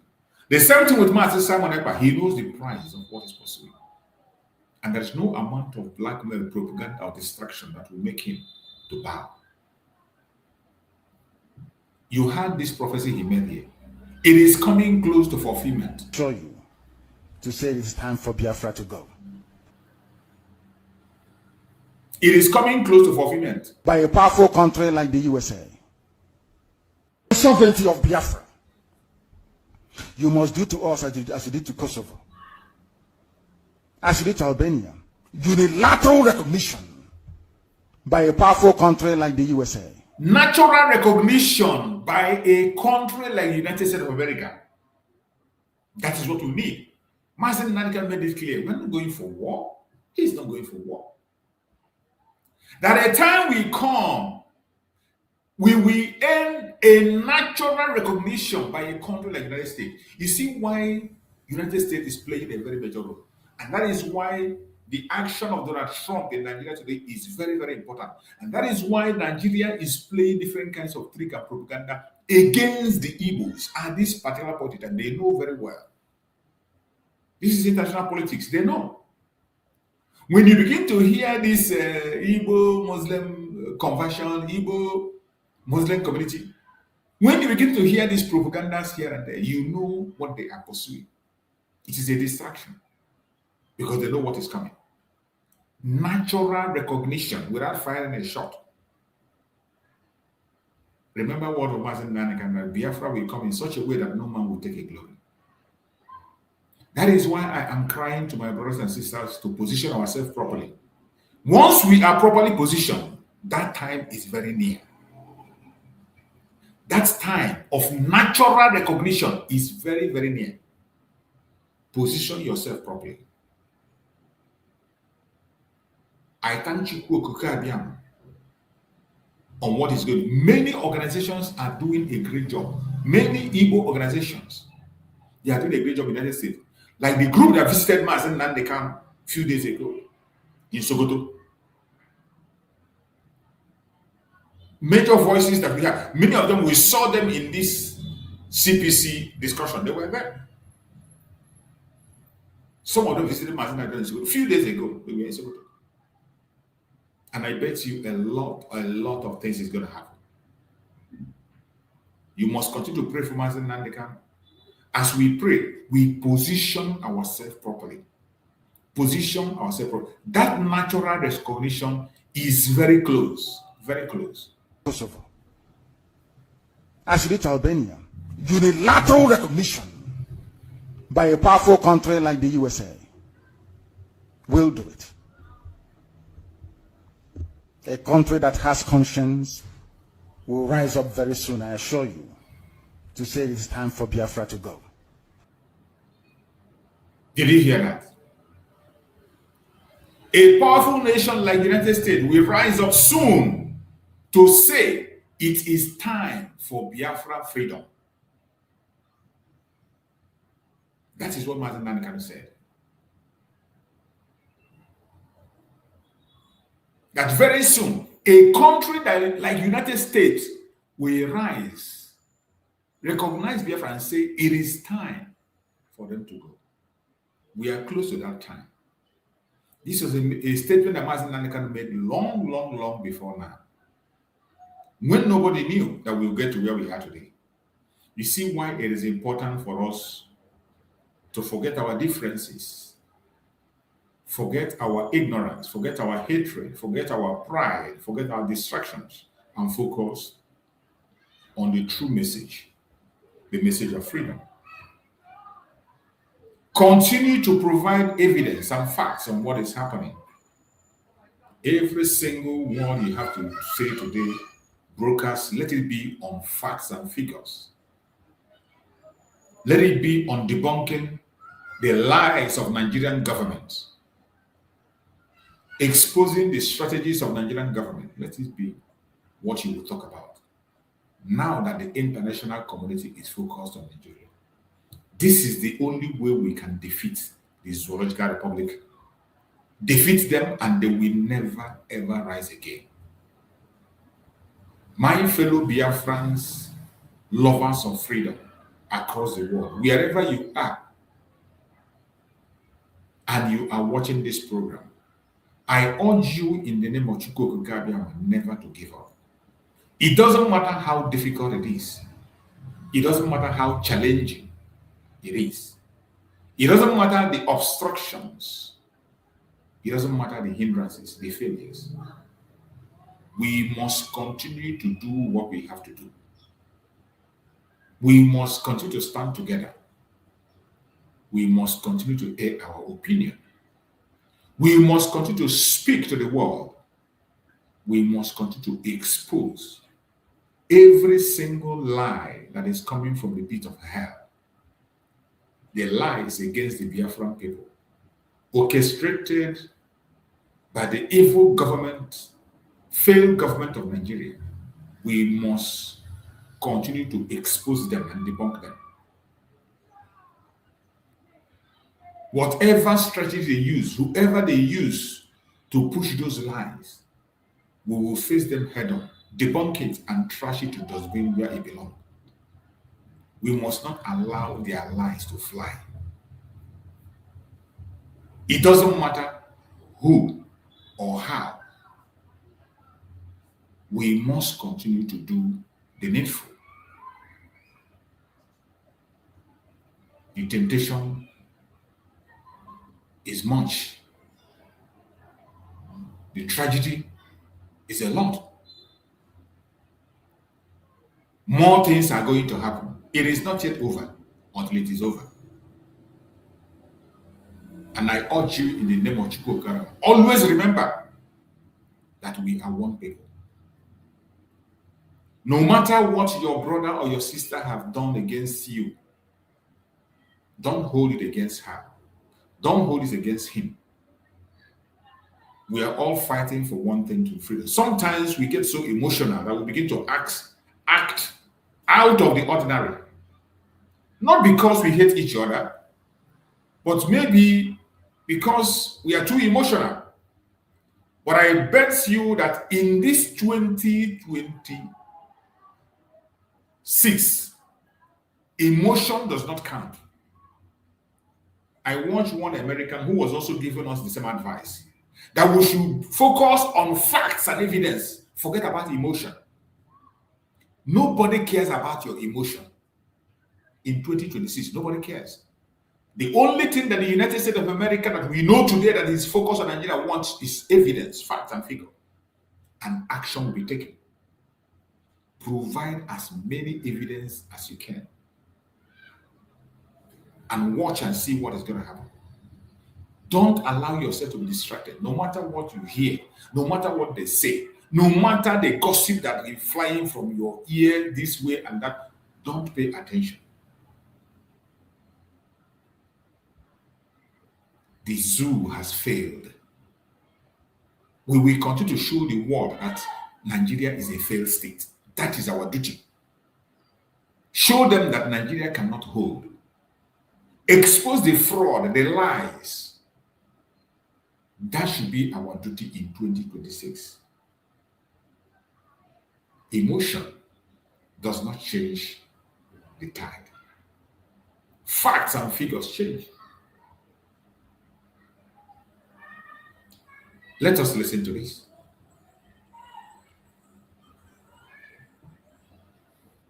Is that this should be done in a peaceful way. Is your group opposed to a peaceful way of achieving Biafra, or are you in support of both sides, whether peaceful or non-peaceful? What is your group behind? I support both sides. If they give us peace, that is wonderful. If they decide to go down the route of violence, then I can give you this assurance today. Of course, your worldwide listeners and viewers may be able to note this. If they do not give us Biafra, there will be nothing living in that very zoo they call Nigeria. Nothing will survive there, I can assure you. You see, 1967 to 1970 is not 2013 to 2015. We had scientists then, now we have men that can make things happen. Even better than what we had in the late 60s. So that should ring as a warning to all of them that we are not joking. I do not believe in peaceful actualization or whatever rubbish is called. I have never seen where you become free by peaceful means. If you know, you tell me. I'm a student of contemporary history. I have never come across anywhere in history books where you get your freedom out of a peaceful process. It's never happened. Never, ever, ever. Now, let me ask you, if you look at the world today, look at a place like Scotland, where people, the Scottish are... Before you will misunderstand the word of Mazen Nandekano, What he's literally saying here is that you don't beg for your freedom, you take it. Just like a few days ago, or just yesterday, I was watching a politician saying the same thing. A politician was saying that you don't beg for power, you take power. If a politician within the same place can say you don't beg for power, you take it, how much more somebody fighting for his freedom? So don't misquote what Master Nankari said here. What he's saying that you fight for your freedom, you don't beg for your freedom. You fight for it and take it. That is what he's saying. Don't go and misquote and say, oh, he's saying he's not preaching violence. He's stating the statement of facts. That's what he was saying. A fact that even politicians in Nigeria are saying it, that you don't beg for power, you take power. If a politician can come on a national TV and tell you that he doesn't need to ask for power, that they take it, how much more somebody fighting for his freedom? You think you can beg for freedom and somebody will give it to you? It has never happened. And it will not start from you. That is exactly what he's saying. In the process of trying to see if they will get their own country, basically the way they went about it was to say, we want to be separate from the British England, and they are putting a process where they will vote, and majority of them say they want to move, and they will move. Now I want to ask you, do you think that if you ask majority of Igbo people today whether they should be part of Nigeria or part of Biafra, that you have the numbers that will come to your side of the argument? Yes, we have over 98% of our people willing. The other 2% are those fathered by Hausa Fulani men as a consequence of the war. Everybody born as a Biafran, everybody born as an Igbo, Ibibio, Efik, Anangebanke, anybody born as a Jo has freedom implanted in their DNA. That is why we have autonomous communities. Have you seen anywhere in the world where you have autonomous communities? Have you seen? The answer is no. The reason why we have autonomous communities is because we are born to be free. We want to be autonomous. And that freedom must be carried right all the way to the heart of governance in the Zoological Republic of Nigeria. We must make this very, very clear and abundantly clear to our people that our quest is for us to be free. You mentioned Scotland. Scotland is already a free nation. What they are seeking in Scotland is independence. We are not free and we are not independent either. So that is why the same scenario doesn't apply at all. In Scotland, as a Scottish person, you have your own parliament. You can do whatever you like. You even have what is called tax-raising powers. You can raise taxes or you can lower them as you like. The Scottish Court of Sessions is in charge of the entire legal process in Scotland. Now, let me ask you. I know. Why don't your group push for that in a place like the National Conference that is going on now to get that kind of autonomy first, rather than now pushing for independence without whether Nigeria wants it or not? The fact of the matter is that the structures doesn't exist. The institutions that will allow the emergence of a democratic Biafra within a peaceful setting does not currently exist. And up till now, that very institution does not exist. So when some people will tell you to go and meet your lawmakers, don't you have lawmakers? Don't you have senators? The structure of Nigeria does not permit that to work out. It's already placed in such a way that even before you start making that process, it's already a failure. Before you even make the step, it is already a failure.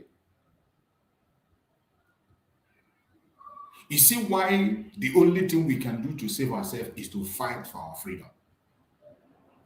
If you want to go in a democratic way, it is already put in place that you will fail. Every one of you should remember what they did to our eternal leader, Dim Odumegwu.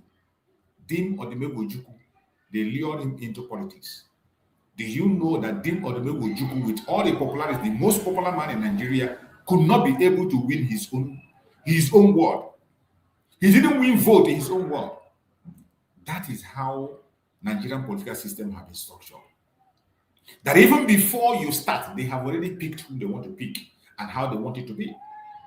There is no structure that will permit. If there is such a structure like you have in United Kingdom, Like the Scotland have the opportunity.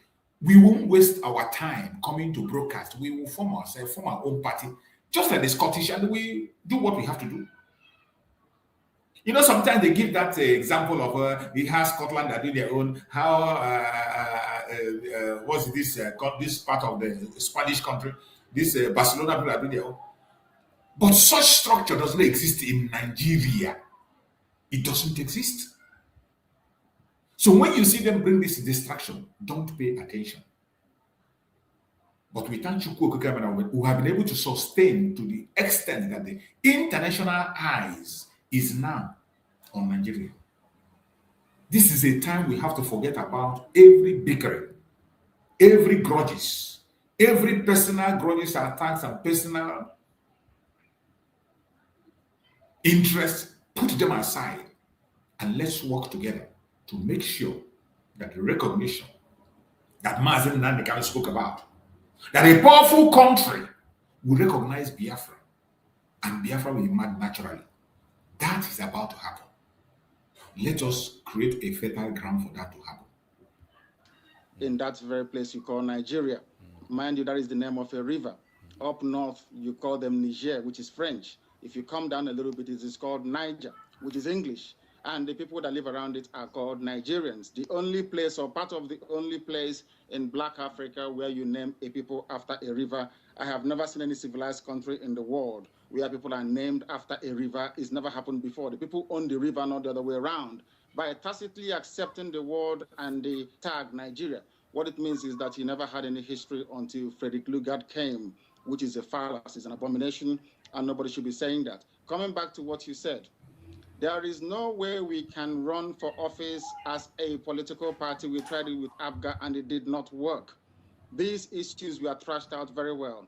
Is that the people that control the levers of power within Nigeria are not politically sophisticated enough to appreciate the finer point of political discourse. In other words, that disputes resolution can best be conducted within a political setting where people are civilized. And I'm afraid to say that what I see in the zoo they call Nigeria.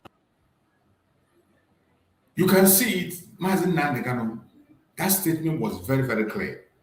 That there's nothing of such that can happen in the zoological republic that will survive. The zoo was structured in such a way that it's going to fail, that it is bound to fail. That is why today, all we have to do today is to continue to increase that pressure, increase the pressure for the international community, like the United States, as they are already doing, to see reason, to intensify in their operations, to intensify in whatever they are doing to make sure that Nigeria is disintegrated, to make sure the rule of law is being upheld. How are you going to do that? You will do that by bringing out facts and evidence. You can't do that by insulting each other. You can't do that by infighting. You can't do that by propaganda and blackmail. You can only do that by conducting yourself responsibly with discipline. That is the only way for us to move through. So, my fellow Biafrans, let us go to the informations and see what we can find in their news today. You know, sometimes we just get into the Sahara Reporters and try to get some information there, even though most times they are not equally credible, but at least we can show some things to the world on what is happening and what kind of picture the media is creating about Nigeria. U.S. Senate passes new war resolution seeking to restrict Trump military action in Venezuela. This is for the U.S. United Nations Secretary General regrets U.S. decision to withdraw from several international bodies. Exactly, United States have withdrawn from several international bodies. As we know that United Nations has not served anybody. More especially Africans. United Nations has never ever resolved any solution or solved in any way or manner. Instead, they are used as instruments of manipulation. In this same United Nations, the Janjaweed have been able to plant their own seeds there that there is nothing we send to the United Nations that crosses to them. It doesn't cross. It has become an instrument of manipulation. And I thank God that Trump is withdrawing from so many of those groups. Many of them he has withdrawn. You can show your regret for all I care. I hope he withdraws from the rest of them. Law firm petition IGP Police Service Commission over alleged assault, intimidation by Ore DPO in Ondo. That's what you see, intimidation in Nigeria. All this. Women in Anambra State community banish elderly man over alleged rape. You see, Igbo women banished an elderly man over alleged rape. Will you ever believe that women can have the power to banish a man? You know, when they come to preach lies against the Igbo culture, you see how powerful the Igbo women are. You see how strong the rights of the women are. In Igbo land, in Anambra State, women in Anambra State community banish elderly man. A man. You know, sometimes they will tell you that the Igbos don't respect women, that Igbos have power over women, Igbos subdue women, Igbos oppress women. Mad people everywhere. And sometimes some of us help them to put that nonsense, even though they know that our women had rights long before now. Our women have always rights. Many of you must have heard about Umuada. Many of you, ain't no grown-up man, Igbo man, that doesn't know about the strength of Umuada in the community. You don't challenge them. It doesn't matter how rich you are. It doesn't matter the title you are. It doesn't matter the crown on your head. You don't challenge Umuada. Look at it. Look at the example of the power of the women. Women in Anambra State community banish elderly man over alleged rape. They banish him. They don't need any approval from anybody, and they did it. But they will tell you, oh, they are oppressing women. Amid power failure, Tinubu government budget another 7 billion. 7 billion for ASO Villa Solar Grid after setting aside 10 billion in 2015, 2025. That's how they steal. That's how they steal. Abia company CEO locks up driver vehicle for days without court order over solar panel dispute. That is the lawless Nigeria. In lawlessness, people can just take you, lock you up, call the police, that investigation, without going to court, they just lock you up and throw the key away. Host community of Nigerian cement company petition Ebonyi governor over threat to land, minerals, rights. That is what they are known for. All the governors, they sell the resources and they keep it themselves. Iran protests spread nationwide as government cuts internet, telephone line. That's how you know oppressive regime. All those oppressive regime, before you know, they cut internet, they cross everything so that you can't get information out. But I trust Iranians. There are some Iranians that are very smart. They prepare for this because they know it will happen. And they will drive another means of sending their information out. Definitely. NBA raises alarm over return of one chance killing in Abuja after murder of nurse lawyer. Insecurity continues. Insecurity continues. Jigawa court order arrest of DSS officer. Directs police to probe alleged defenses against minor. That is it. The crime of the security officers in Nigeria is even higher than the one that ordinary people are committing. Their own crime is higher. Court adjourned 5.7 billion fraud trial of former Kwara governor Abdul Fattah to February 16. That's a country that doesn't have money, but every fraudulent cases you see there is in billions. No one is recovered. They only pay compensation and they are let go. Tragedy in Kano, as 2-year-old boy, 28-year-old man drowned in separate well incident. Katsina government 6 courts had to free 70 suspected bandits as part of peaceful deal. You just imagine. Imagine. Even in the midst of all this wahala, a government is still going to free terrorists. Reaching deal. You can imagine. A government, Kasina government, 6 courts high. They want court to help them to free 70 suspected bandits. 70, not 1, not 2, not 3. 70 suspected bandits as part of peace deal. This same Kasina said have reached many deals that could not be able to keep. We have seen places in the north where this deal was not kept, and yet they are going on to enter this deal. State governments going to the court to help them free 70 suspected bandits as part of a deal. And they will come and tell you that insecurity will stop in Nigeria. Sorry, it will never stop. And that is why we are calling on the United States of America to speed up. Speed up whatever they have to do.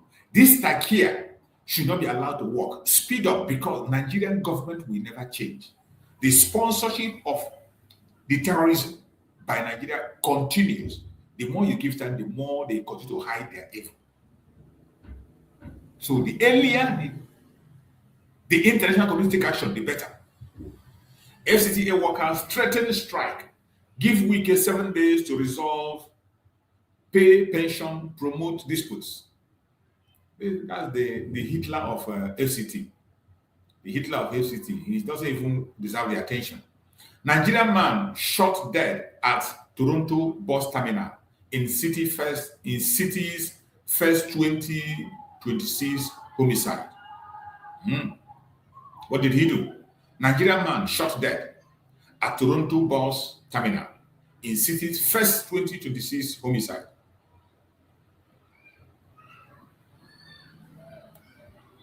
At least 42 killed as protests against Islamic regime sweep Iran despite internet shutdown. Iran is taking back their land, and that is how it is. People that are serious to take back their freedom will do it, and they will do it at every cost. Freedom is not cheap. It is not dashed out. You take it. You take it. Look at Iran. With all their clamp down, with all the equipment, with everything, the people are taking back their country. The Iranians are taking back their land by fire, by force. Already, 42 men lost their life, and they are still going. Still going. Family petition DSS DG over officer who abducted and impregnated a 16-year-old Muslim girl. You can imagine. Somebody who is supposed to be protected. DSS member, a DSS DG, impregnated 16-year-old Muslim girl. 16-year-old Muslim girl, pregnanted by DSS DG. You can imagine. This is what the kind of thing you see in Nigeria. DSS that is supposed to be protecting people. DSS officer. Over. Can you imagine? Officer who abducted. He abducted and impregnated her. He didn't only abduct her, he abducted her, raped her, impregnated her. 16 years old. A member of DSS. And the case is going to die off like that. Nothing will be done.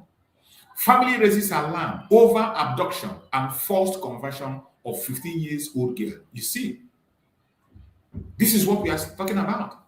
When we talk about the persecution of Christians in Nigeria, the government will continue to deny. This is a news from the Nigerian government, from Sahara Reporters 2 hours ago. This is a news from 2 hours ago. Let us read it. Let us go deep and read this news. Because when you talk about the persecution of Christians, some idiots will continue to deny it. They say it doesn't happen. It's not happening. It is a propaganda. It is not true. I want them to come and debunk this one. I didn't write it. I'm not the one that wrote it. So let them come and debunk this. Let them come and debunk this. These are those things we are talking about. Exclusive. Kano family raises alarm over alleged abduction, forced conversion of 15 years old girl from Christianity to Islam in Kano. They forced her to convert her in Kano State, a Christian girl. You see, the family alleged that she was abducted by youths in her community and forcefully converted to Islam with the alleged complicity of local religious authorities. The family of 15 years old Christian girl, Umi Tambaya, from Kano, has raised the alarm over her disappearance. You can imagine this. When we talk about Christian persecution, some people will say it's not happening. When we talk about Christian persecution, some people will say it is a lie. The evidence is overwhelming. The family alleged that she was abducted by youths in the community. And these are the things we see over time in that contraption called Nigeria. These things continue to happen over and over again. And the same country will come and tell you, oh, there is no Christian persecution. There's no, you can imagine, forceful conversion in 21st century. A 15 years old child, 15 years old, 15, is not even an hour, 15 years. It is sad. Trump warns of possible further US strike in Nigeria over attack on Christians. There's no point to be warning. If you know what he can do, Donald Trump, time is running out. Time is running out. Trump warns of possible further US strike in Nigeria over attack on Christians. Whatever you know you can do, go ahead and do it. The more you give them time, the more they buy time to hide their evil and do more. At least 4 killed, 22 injured as Russia launches hypersonic missile strike on Ukraine.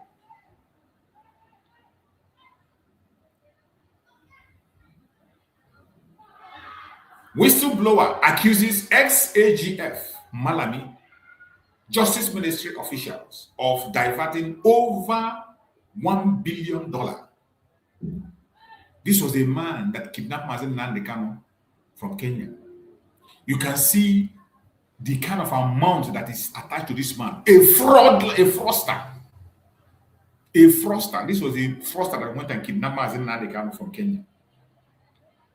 Today, he is in the EFCC.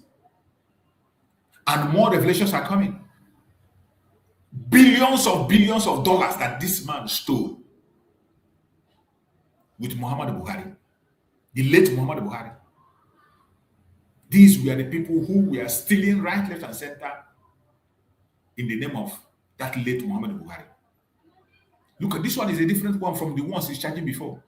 Whistleblower accuses ex-AGF Malami Justice Ministry officials of diverting over $1 billion. Do you know what $1 billion can do to a country?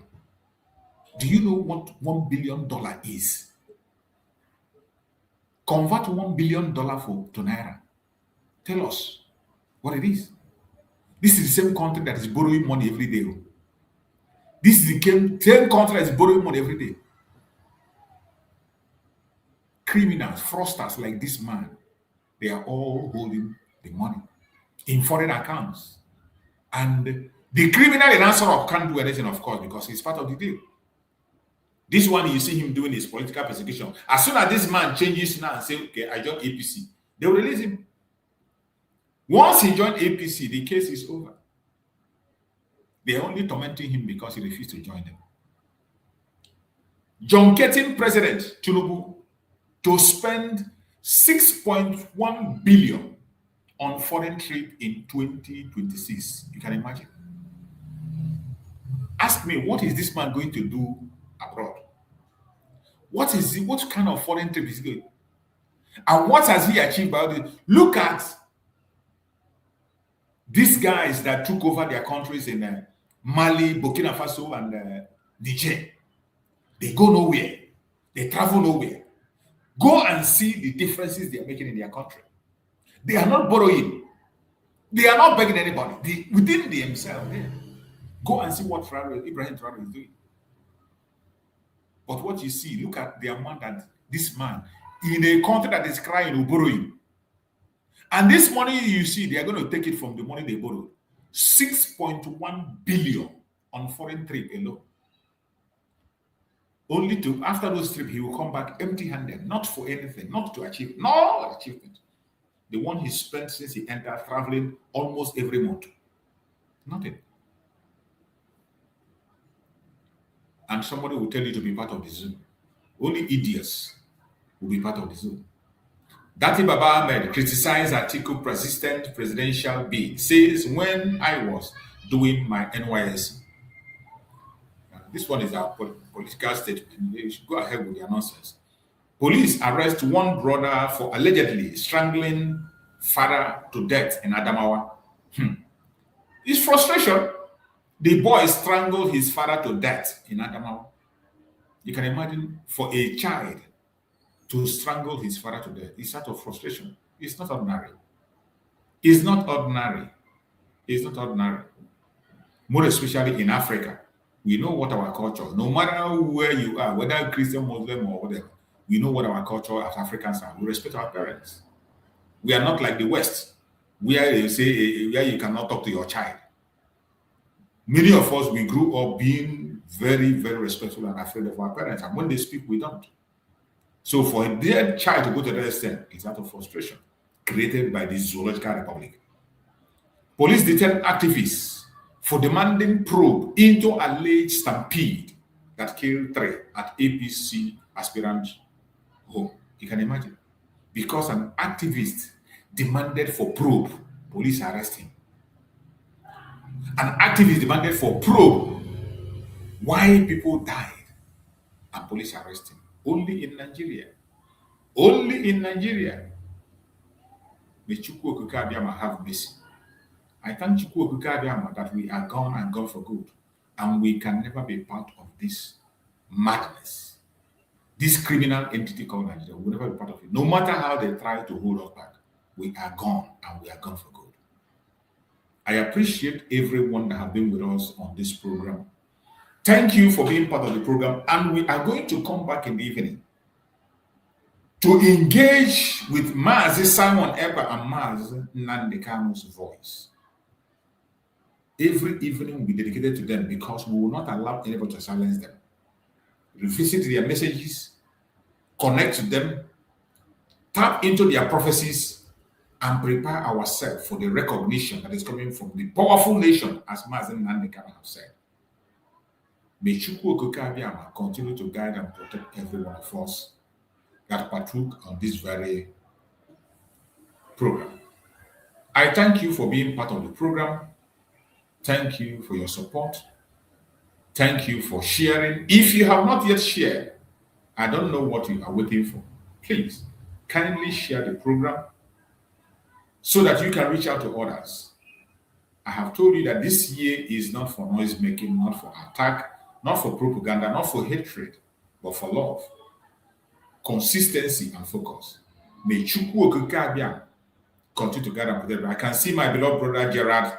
Thank you so much, my brother Gerard. Thank you for your support. You are always here with me, both morning, evening, after. Every time, Gerard is always here, supporting on this very channel, helping to promote the gospel, helping to share the videos. I appreciate you, my brother Gerard. May Chukwu Okike Abiyama continue to uplift you, continue to provide for you, continue to strengthen you more and more as you continue to do this work that we have all signed to do for our future. Thank you, my brother Gerard. I can see user YZ also. Thank you so much for joining, user YZ. Thank you. I see Charles Moses Akoma. Charles Moses Akoma from Swiss. Thank you so much for joining, Charles. Thank you so much. I see my beloved sister, Messi Akere. Thank you so much, my brother and my sister, Messi.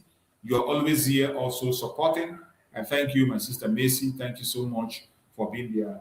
Kajetan, I see Kajetan also. Kajetan, thank you so much for being here. Kajetan, I appreciate you for being with us on this program. Iwu Biafra, thank you for joining. Iwu Biafra, I thank you. I see my brother Maxwell also. You came in and you left. I guess maybe you have a lot of things in your hand that you're doing. I understand that. Thank you, Bro Max, for being around. And I thank my beloved sister Linda also for always being also with us. I appreciate everyone that have been part of this program. If you have not shared, please share. It is our responsibility. You are not doing it for me. It is for us, for our future, for our born generation. Thank you so much for being part of this program. I appreciate every one of you, and I pray that Chukwu Okikabia will continue to guide and protect every one of us. I pray that Chukwu Okikabia will continue to be our guide. I pray that Chukwu Okikabia will continue to lead us, will continue to give us the strength to overcome all our challenges. See you again in the evening and stay blessed. Bye-bye, everybody. Heaven, the very oldest language on the face of this very earth. Because I can say that from what I have just listened from you, it is just not ordinary. You're very wonderful.